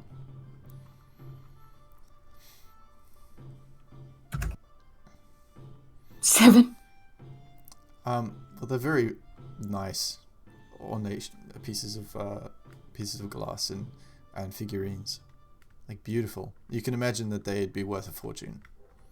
Okay, I'm just gonna start like drawing them out. I don't know if I was able to open the door for Kel. Was it locked? And it is locked. I don't have any like or anything. I can't really look around too much in here. I'm just gonna draw as much of the figurines as possible and then. Okay. Yeah. And then what are you gonna do? I'm gonna have to wild shape out and get under the door, because there's no way for me to safely open these things without there being a trace that I've been here. We might need Trixie for that. All right. So you wild shape back into a rat and you squeeze under the door. So you guys meet back up. In the meantime, while you're doing this investigation and stuff, Trixie and Fish and Brasha, what are you guys up to round the back? Or the side, I should say. Trixie and I were going to try to get in the cellar. Alright. So as you go around, to the side, there are 2 windows up high, where just underneath where the roof sort of meets to the triangle. At the base, there's this it's kind of slightly slanted door that's heavily reinforced with iron, wrought iron, and it's locked by this. It's essentially like you've never seen this type of lock before, but it looks like a double lock. It's basically 2 hooks, in the iron, and where they bolt together, it's locked by this sort of solid case that seems to have two holes to put keys in.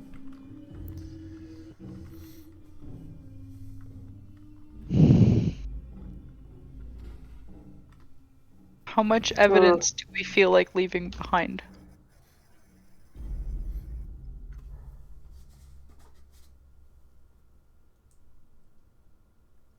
Preferably none, but whilst I have proficiency in thieves' tools, I don't actually have thieves' tools.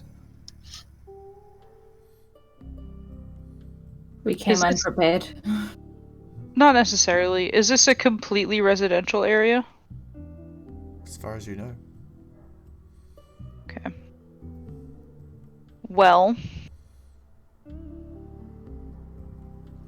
we could always have Corvar come back.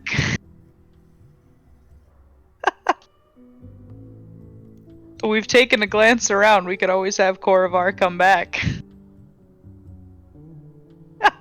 Yeah. But again, if it gets to the point where we're okay with leaving a trace behind, I do have a crowbar. Yeah, I also have a crowbar, so I guess we could just crowbar our way through this. I have a crowbar and I have a Beishra. Yeah. I think we're gonna have to leave evidence. Do you want to just go for it? Because I refuse to make this decision alone. Yeah, let's just go for it. I am a goblin. These things are usually my fault.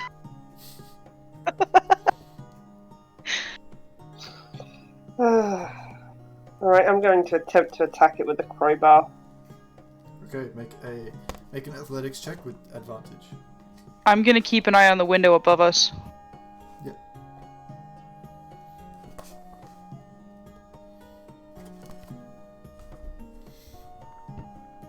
And if Beishra was within that 30 feet, he would also have passed without a trace, if that matters. Yeah, it's good. Yeah. A 2 on the first one, and then a natural 20 on the second one. Oh god! That was so close! Alright, so for athletics? Yep. What was the first one? A 2, and then a 20. Okay.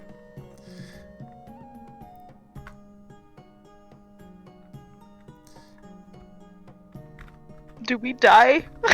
Alright, so. Wow.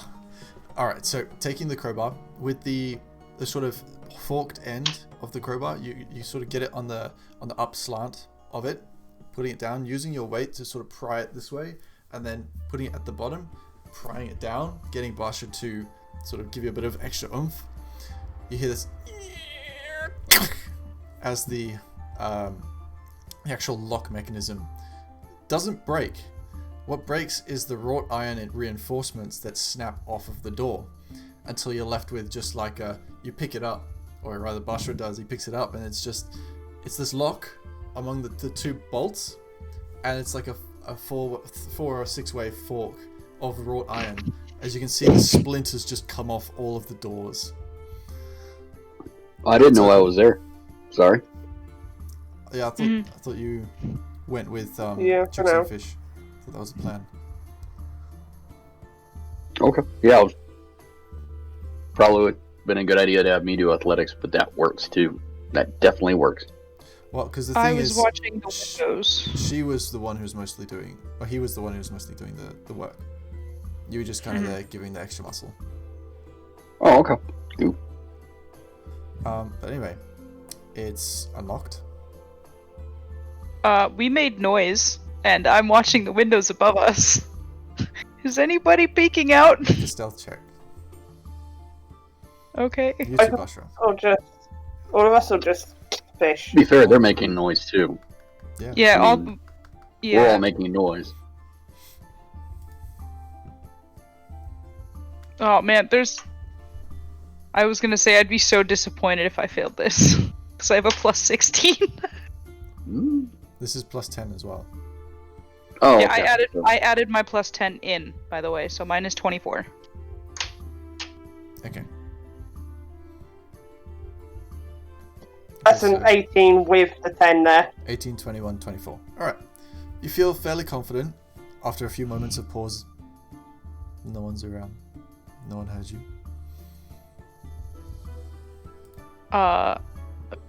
Basher, if you want to stay out here and keep an eye, we should go in. I'll let you know if there's any danger. Okay. If you guys go in, I'll take the. Did I like yank off the bars or something like that, or? Yeah, pretty much. Okay. We're good. I'll try to turn around and put them back in place, kind of, to make it look like they're supposed to be there. There's nothing to see here. Alright, so you open the. So who's leading into like the cellar, like, because it's a very small. It's a 5 foot by 5 foot passageway. Do you want to go first, or do you want me to? I don't mind. Do you have dark vision? Yeah. You might as well go first, and then. First. I sneak in. Okay. So using your stealth before, you open the doors. I have a mechanical question. As a goblin, are you not small enough to have two people in one space? Well, this is a very awkward sort of situation. It's sort of like a Maybe? slant down into the cellar. But goblins Trixie are would still be against that. considered medium creatures. They're what? Sorry? Goblins are still considered medium creatures. Oh, okay. I thought. Okay. No, I think they're small. Anyway. Okay. I thought they were small. Either way, so you open the cellar doors, and you hear that as both of them open, and as you sort of open them, sort of like, so they're perpendicular with the floor. You hear this, and then they fall to the floor either side, and you just, you get struck with this piercing pain in your shoulder, fish, and you take 10 points of piercing damage and 3 points of poison damage, and I'd like you to make a Constitution saving throw.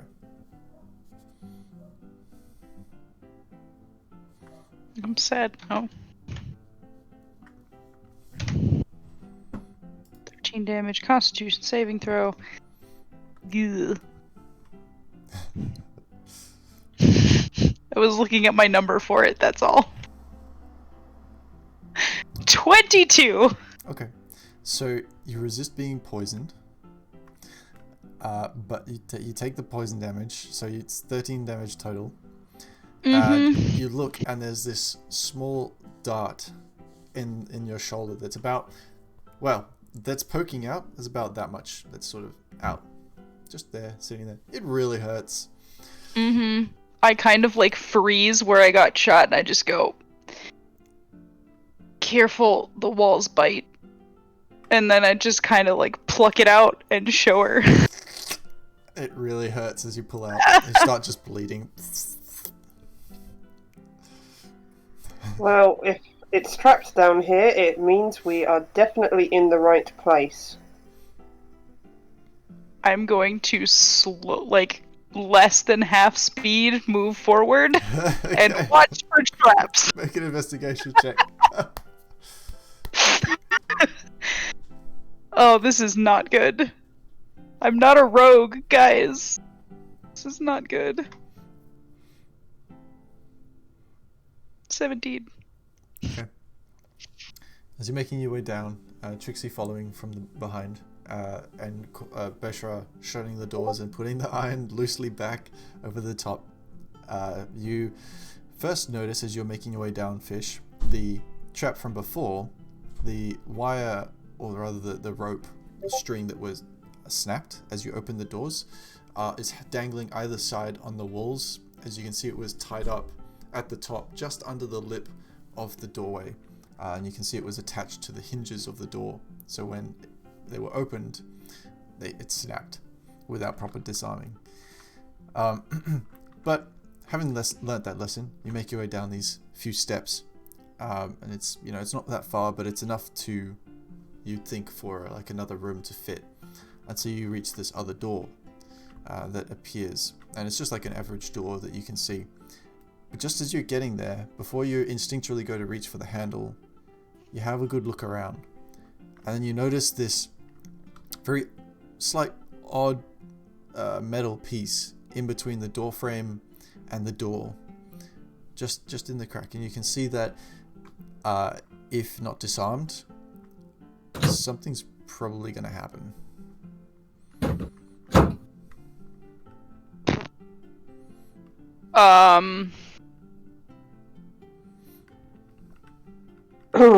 I can make Pixie do it. It probably means losing Pixie, but I don't want to get stabbed again. Is it a sleight of hand check? It would depend on how they disarm it. I would totally try to disarm it. Yeah, I mean, I have sleight of hand. you're not. Yeah, but you're not the one who's there. You're up top. You're outside. Oh, I thought I went with you guys. Is that what you meant? Sit outside because of you like put them in the cellar and shut the doors and they were guarding it. Or did you mean you wanted to be inside and then shut the doors? I think that's what they wanted me to do, is guard the outside. It's up to you. So, I'll do that. Okay. Well, if you want Pixie to try first, otherwise my sleight of hand is, because of my dex, above average, so I can try second.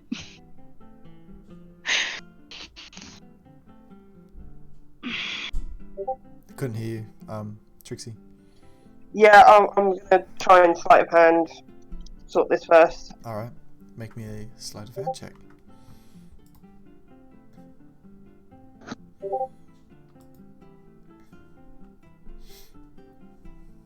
A 15? So, you get your dagger out, as this is probably the best tool for the job, you think. And you start sliding it into the crack there, and you can feel, as you make contact with this metal piece, it's a very slight metal connection that, when pulled open, the trigger will trap. Basically, the metal will follow the door and snap, and that will disconnect whatever switch it is, and something's gonna happen. You start to try and wiggle around, try and figure it out a bit more, and then you get the idea that whatever this is connected to, there might be a better point of disarming. Having a feel around the walls just a little bit, you notice that one of the stone inlays is a little bit loose, and as you pull just a little bit, sort of like with the grit of your fingers, you feel this as a small thin plate of stone, just like a slag of stone, comes off, detached from the wall, and you can see in there just a very small tube just resting inside the wall. Behind it, you can see, because you have dark vision, you can see the fine mechanism of the switches, like the gears and the cogs, with the wires intertwining. Taking your knife and putting one hand around the side, and it's a very tight fit, you're kind of having to go off feel by this, but you can feel where the wire connects. Taking that and taking the trap, you sort of push it back, unwind one of the cogs, tighten it more, release the cable, pull the entire tube out, and you're now holding the trap inside your hand. And you can see as you pulled it out, it's like, aside from all the dust and dirt and like a couple spiders that like fall out as you pull it out of this wall, it's probably been in there a while, attached to the bottom of this tube is it looks to be like a very solid small leather sack. You just kind of got your finger on the cog. It's kind of like almost spring loaded in a way.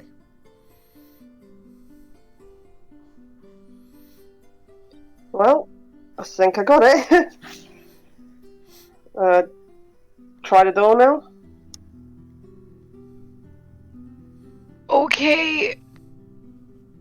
I will go and open the door. You take the door, you turn the handle, and you pull. You can hear the snap, and instinctually you like flinch, and nothing happens. Oh my god! You hear this of a cable being sucked through the wall. And yeah, as you look into that socket, Trixie, you notice that the cable that you want to loosen, it's gone. So whatever you did, disarm the trap. Okay. The door opens. I look into the room in front of me. What do I see without entering? You see initially a rather plain cellar. Excuse me. It's maybe 30 by 30 feet of this sort of sandstone brick that's sort of laid on the floor. The top, like the ceiling, is sort of slightly curved. A couple pillars, like either side of the room, and then in between are just these small shelves of what look to be bottles of wine.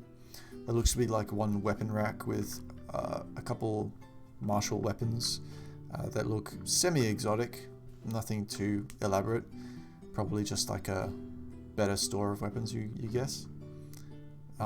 It's dark, it's pitch black, but you can see because of your dark vision. I do. I'm going to very slowly, very carefully, while also looking for traps, step into the room and start looking for anything of interest, including the sword that we're looking for as well. Okay. Make an investigation check. Or a perception check. Depending. There's not too much of a difference. It's up to you how you want to be looking around the room. Boop. I got a 6. On Perception. Okay. Looks like some pretty nice wine in the shelves. The swords and stuff on the weapon rack don't look like anything described in the picture. It's kind of one spear, looks to be one pike, some sort of really weird dual scimitar. Not really sure. So cool. Sorry, that's out of character. In character, I just kind of look back at Trixie. I'm like, nah, it's cool. It's safe. All clear. And I just kind of step in and start walking around and looking around to see if there is anything interesting or worth trapping down here. I mean, you've had your perception check. That was part of the sort of looking around and Yeah, stuff. I know. But it's just kind of like not doing it really well. To be fair, it's a fairly nice cellar. Mm-hmm. Can I do an investigation check to see if there's like any like hidden passageways or Make an anything like investigation that? check.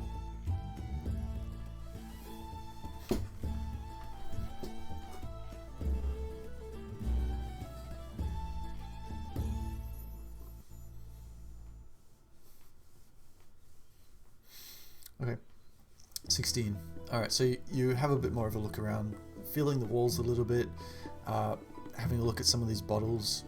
These bottles of wine looked like some of them look to be pretty expensive. You know, one bottle of wine actually looks to come from Imon, which is the other side pretty much of the entire continent. One of them is like dwarven in make, probably from Craghammer. Very old, dated at least 50 years ago. But you continue to have a look around, see if there's any sort of levers and stuff. And at some point you do come across one of the pillars. Has like a very interesting scuff mark. Like a little bit of dust moved in the area. Very slight. But as you're going over the sconce, you get a feel for it. It's a little bit loose, like just a little bit janky. I'm gonna pull it. You pull it.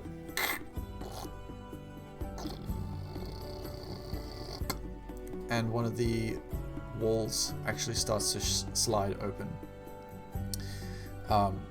And there's a small passageway with a door at the other side. I'm gonna check the door. Is it locked?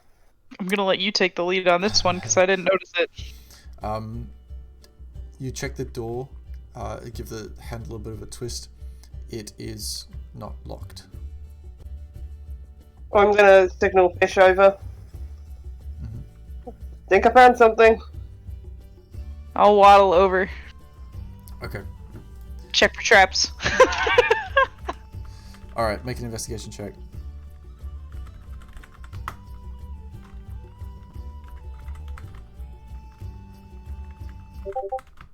$13. 13? Yep. Sorry, just 1 second. I'm trying to get the right freaking...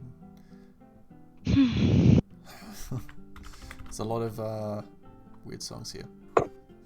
Come on. Okay, there we go. So,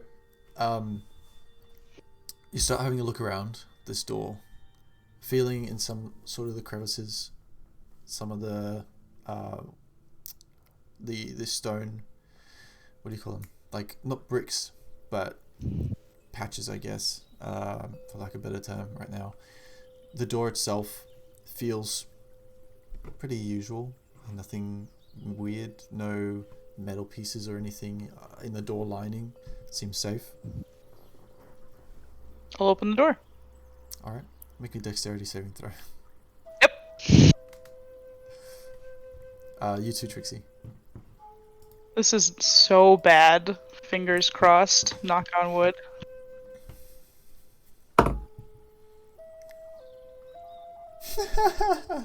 15.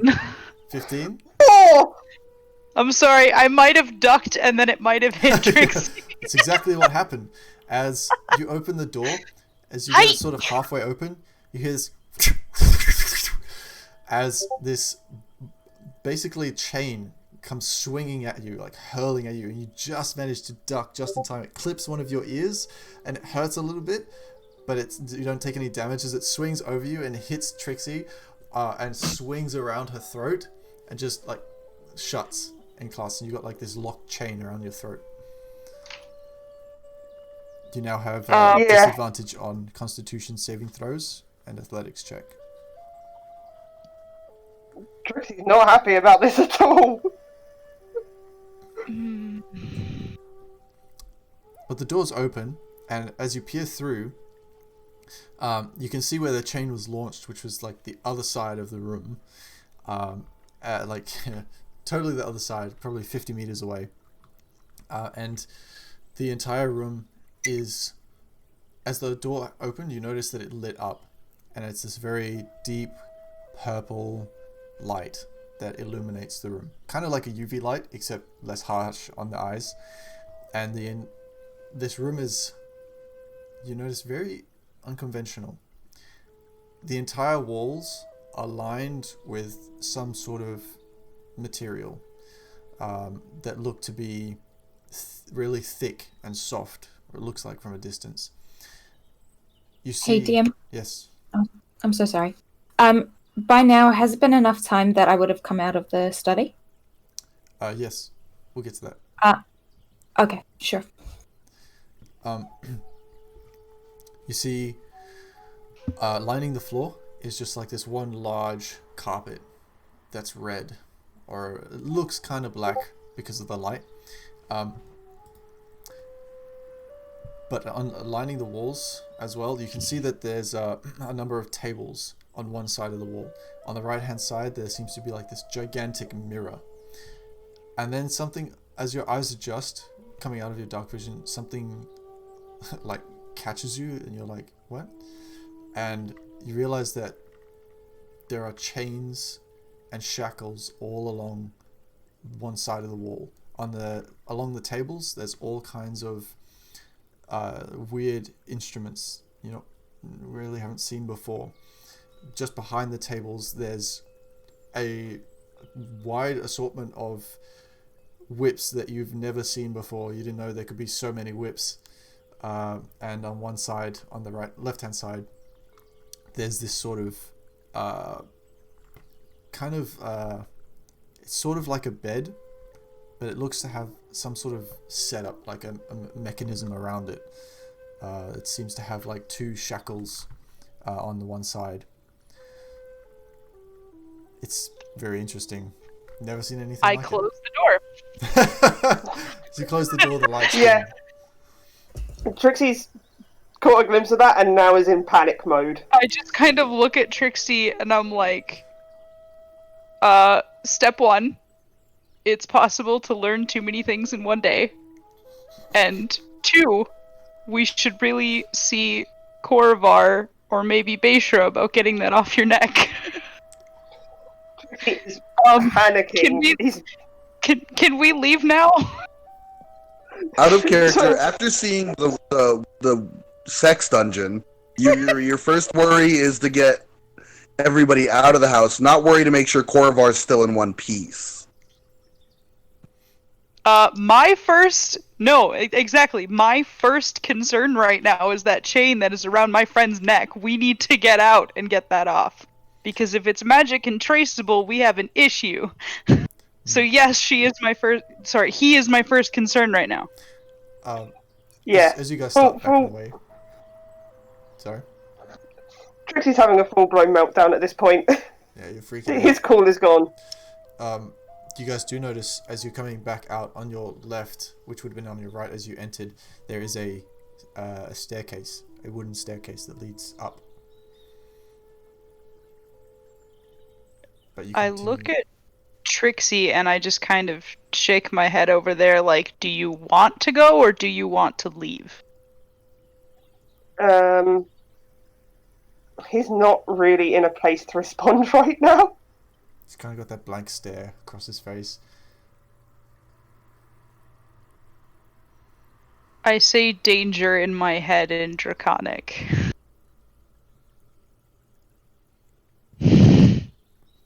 To see if Family's leaving. Yeah. You guys have fun. Alright, so you say danger? But in a... Like, I say... danger? Like, I'm not sure. Alright, I imagine that'll be a stealth check. Because I'm going to try to silently go through the area. Alright, make a stealth check. Watch out for probably...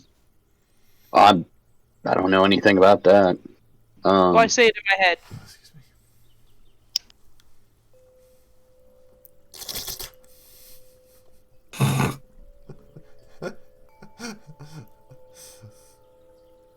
DM, what I was trying to ask before is if we're done with the study and the time is like overlapped now, we probably would be making our way through to the cellar, not having learned anything in the house. Okay, so so I'd say you can do that. By the time they've kind of got to this point, I would say that you guys would have found the cellar entrance, which is just an offshoot from the kitchen. If you wanted to make your way down there. Yeah. Alright, so I'd say that by the time that Trixie and Fish, you guys find yourselves in this situation, and Bashra starts making his way down, you guys hear a door opening. I hide. You hear steps coming down like very faint steps coming down the stairs. I hide. Make a Wherever I stealth check. can. She doesn't have it in him to even hide. Alright, so you're just kind of like freaking out, God. staying there. But fortunately, as you hear these steps coming down, you see, wow, that's a very good hide. Natural 20. Yeah, so you're completely hidden. You're basically a bottle of wine. So, you guys notice Kel, I think, is still in cat form, and Adamus, who I think is not in rat form. I think. I'm still in mouse form, yeah. Still in rat form. Okay, so yeah, you see these two animals like slowly make their way across the floor. You guys notice Trixie and Fish, or Trixie at least, standing there, and then Bashra enters like the side. I'll step out from like behind the wine shelf. So I see, of course, Trixie and Fish, and then a cat and a mouse, a little mechanical mouse. Yep. All right. So I'm gonna look at Fish and say, "Why danger?" That thing around her neck is dangerous. I don't know how to get it off. Is it just like a chain thing? Looks like it. Might be Okay. magic. I'm gonna try to take it off. All right, make me an athletics check. I look at the cat and the rat, and I point at the direction from where we just came. Yep. There's nothing over there. No point in looking. Yeah, 26. Trixie, you feel a very uncomfortable tightening of this chain for a few moments as you feel this heavy breathing down your neck, and you start freaking out even more as you then hear this as the chain suddenly slackens and falls off of you. And Basha, you step back a little bit. No, I'll look at both of you and say, "That it?" I'm not strong. He's just going to be very quiet and not making eye contact with anyone as he says thank you. Okay. If Sorry. if Trixie doesn't react badly, Kel will stay a cat, but she'll just sort of pace around her ankles a little bit, just to stay near her. Okay. Or him, sorry. I'll like lay on the floor so I can get face level with the rat and the cat and ask if they found anything upstairs. We should leave. This place is dangerous. There are wooden staircases. I point back to the cellar door and I'm like, no, I mean leave. There's things there that you really don't want to be seeing if you're... This place is dangerous.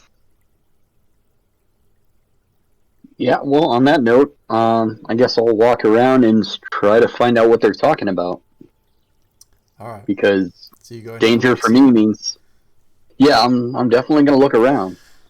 All right. So you walk into this room and see the lights light up, and you see this vast array of what look like torture instruments, all hanging on the walls, some pinned up, some lying on the benches. Very odd. Do they look like they could be useful as weapons? Maybe the whip. Maybe some of the whips could. I'm gonna take a whip down and no good. Throw it away. These are terrible weapons. You see a few of them have like lots of long tassels, some leather, some look rope. Yeah, I'm not gonna understand what the danger is. I mean, this all seems like very poorly made weaponry. And I'll be like, Out of I'll come back character, out. I want you guys to know how much it bugs me that you guys just left the double-ended scimitar hanging on a wall. Like, it drives me so insane. It's I such a mean, good weapon. yeah, but Fish was the one who found it with a really low perception. It's probably bigger than I can use or carry, and I don't understand the value of it. So, Oh, in character, I Yeah, wouldn't like I have. said, just out of character. Like, I understand it in character. If But, I like, it's a find it, great weapon. if I so I find it, was sorry. I will grab it if no one else will, because I'm a Yeah, I monk, mean, man. I'm looking in this room for like what the danger is, what type of weapons. If This is all. If I don't see anything that looks dangerous or that could be a problem, then I would probably check in the room that they were just in just to make sure they're okay. Alright, do you want to make a perception check? Yeah, sure, if it's cool. can I make a perception check just to see if I find the scimitar? Sure. Cool. Want it? Oh, Caravel, you It's a don't need to great worry about weapon. it. Caravel, Yeah. we'll see you next time.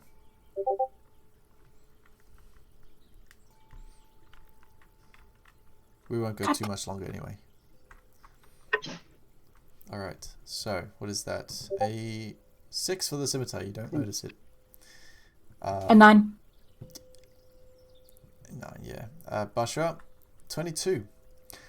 22. So, as you're looking around, there are a couple, aside from the whips and stuff, you make your way over to some of the benches. A couple of these benches have either leather straps or mechanical shackles, or sometimes it's just a plain bench. They're not just like they're not like any torture bench that you've ever seen. They actually like really nicely polished wood. One of them has like a bunch of sheets, fine sheets laid over. This is the one with the mechanical device over it. It looks very strange. You're not quite sure what it does. But next to that, you see an array of. It's like a kind of a table on wheels, kind of like a tray, I guess. And on there's just all kinds of what look to be like stabbing instruments. Not sure. But passing your way through that, there seems to be, with your perception check, having a look behind some of the material on the wall out of curiosity, you happen to find a small lever. There, I can't speak. Lever.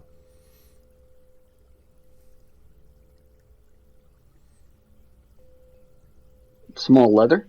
Lever. Like handle. Oh, a lever? Click. Pull the lever, Kronk. That's, much. yep. Pretty much what happens. You pull this lever. I don't know why it feels wrong. I feel like I should be saying leather, but it's a lever. It's a lever. Lever. Ah. Anyway, you feel this. It's because they're in a sex dungeon. Yeah, pretty much. I think my mind is on leather. Anyway, so you pull this handle, and you wait for a few moments. You hear this.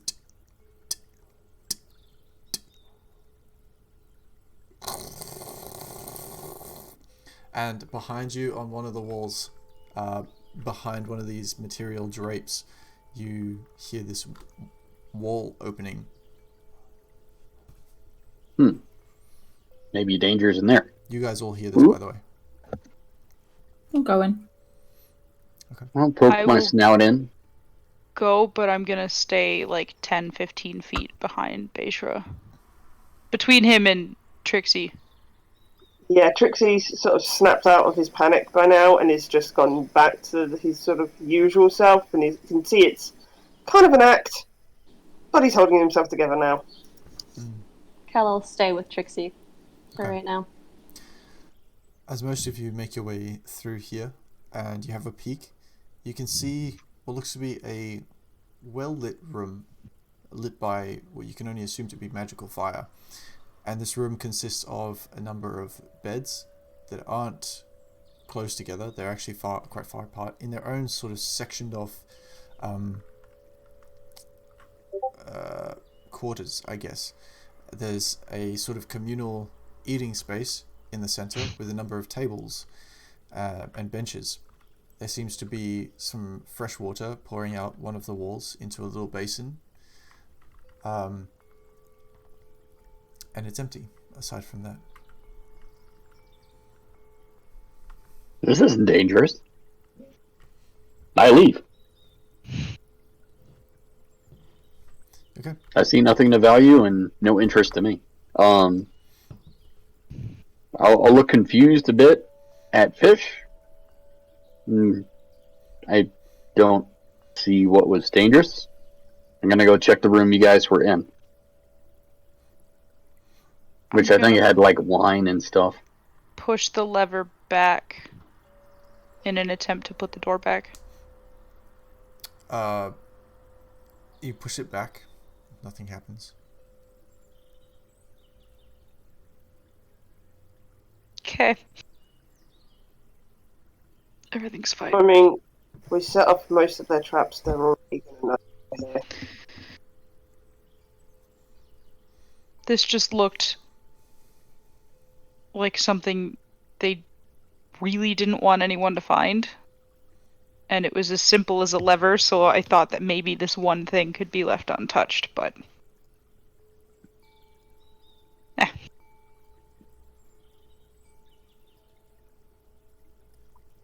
It just resets itself over time. I'm gonna go back outside to join Demos and Nim. Okay. Well, follow. Alright. You guys make your way back out of the cellar. Are you all Do I there? see that? Oh, I'm sorry. I was gonna ask if I saw that double-bladed scimitar or anything that seemed usable. With how perceptive you've been, yes, you would see the weapon rack, and you would see a number of weapons lining it, one of which is the double scimitar. I'd ignore it. To be honest, I just thought about that. I would That's literally look at it exactly and what be I like, expected "That's to weak," happen. and then leave.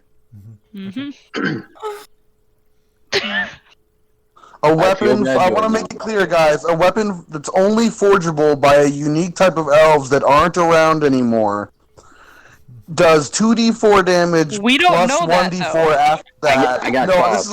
this is all out of character. Like it's Yeah. like I know how Bayshore was going to be, but He's does got an his extra claws and 1d4 as a bonus action plus an extra attack if you have it. Mm. It's obscene. I got my fisticuffs. Yeah, my claws are obscene. I'm We're staying good. with those. Alright. So, If he making hadn't way just been outside. traumatized, he might have got some of it, but he's too traumatized. Making your way outside of the house, you join back up with Damos and Nim. Not that it does any good, but I'd probably close whatever doors we opened. I can't reset the traps or anything, but... I put the bars back in place. They won't notice. Bars. Can I please go up the... I think you mentioned a wooden staircase that no one had investigated yet. That's where you came down. Yeah. Oh, never mind. Yeah, that was where it sort of led to the kitchen. Gotcha. Yeah. Well, And I'd we should probably make our way to the tavern to wait for Korovar after that. Once we're out, can I try and mend the cellar door so it doesn't look like someone broke in? Is it possible? You probably get the feeling it's a little bit beyond your reach. Okay. Mending. Sorry. It's like the wood is splintered everywhere. Okay. It wasn't me. What about with druidcraft? Still a cantrip. Double cantrip power.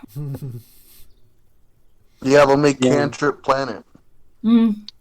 Yeah, Fish would just suggest going back to wait for Korovar. Okay. Is that where you're all going? Yeah, I'm still confused about what the danger was, to be honest, but The danger was you could Um, have found Korvar in that room. I mean, I would just have assumed it was some type of weird human mating ritual and just watched, taking notes. And like, that doesn't look like it's a weapon.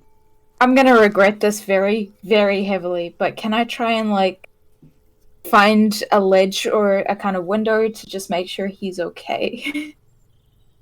Sure. I will let her stand on my shoulders if he's on a second floor. So you guys I just want to hear, good for you.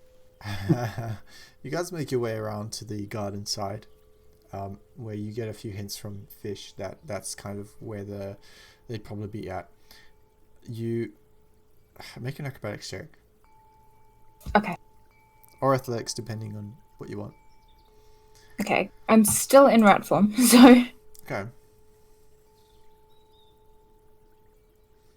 Athletics might be... I could just throw you. You was gonna say, Basha and I are fairly tall. Oh, no, not I could just chuck you at the window. Well, yeah, but that might hit terminal speed, and then you'll have a splat. Okay. So it would just be, because there's no bonus, 12. Okay. With difficulty, you manage to find grip in the wooden... With your little claws, you manage to find grip in the wooden planked side of the house and make your way up to the windowsill. You peer in, and you see clothes lining the floor. You see the four-poster bed. The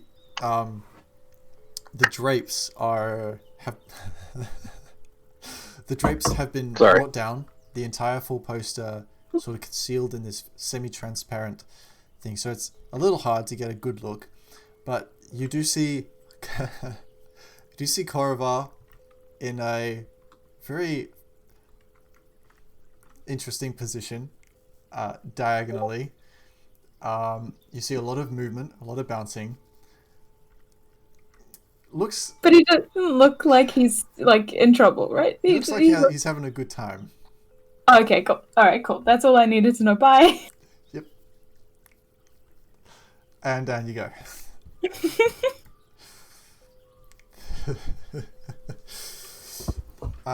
And I'm not going to go into the detail, but the noises you hear as well from the window, it's it's semi-disturbing. The better reaction is how Adamus is going to react to it as a whole. Just like, what the fuck? Yeah, Adamus has probably never seen sex before. Probably. Just completely like, what the fuck is he doing? How is that helpful? Stands there and, like, looks, trying to figure the whole situation. She's gonna draw it. Adamus is gonna draw it. He probably would, to be honest. Yeah, then you can show it to him in public later because you don't understand it's private. And you can ask, how is this accomplished? When Mike gets back next week, he's gonna love this. That poor bastard. Oh man, team play. Oh boy. Yeah. When we get back to the tavern, I'm gonna draw everything that I saw in the basement, including the double-sided scimitar. Okay. I draw everything that I saw just so I can keep a mental note. Okay. Yeah. So, Including the trauma room? Mm-hmm. So you guys. Not all knowledge is nice. You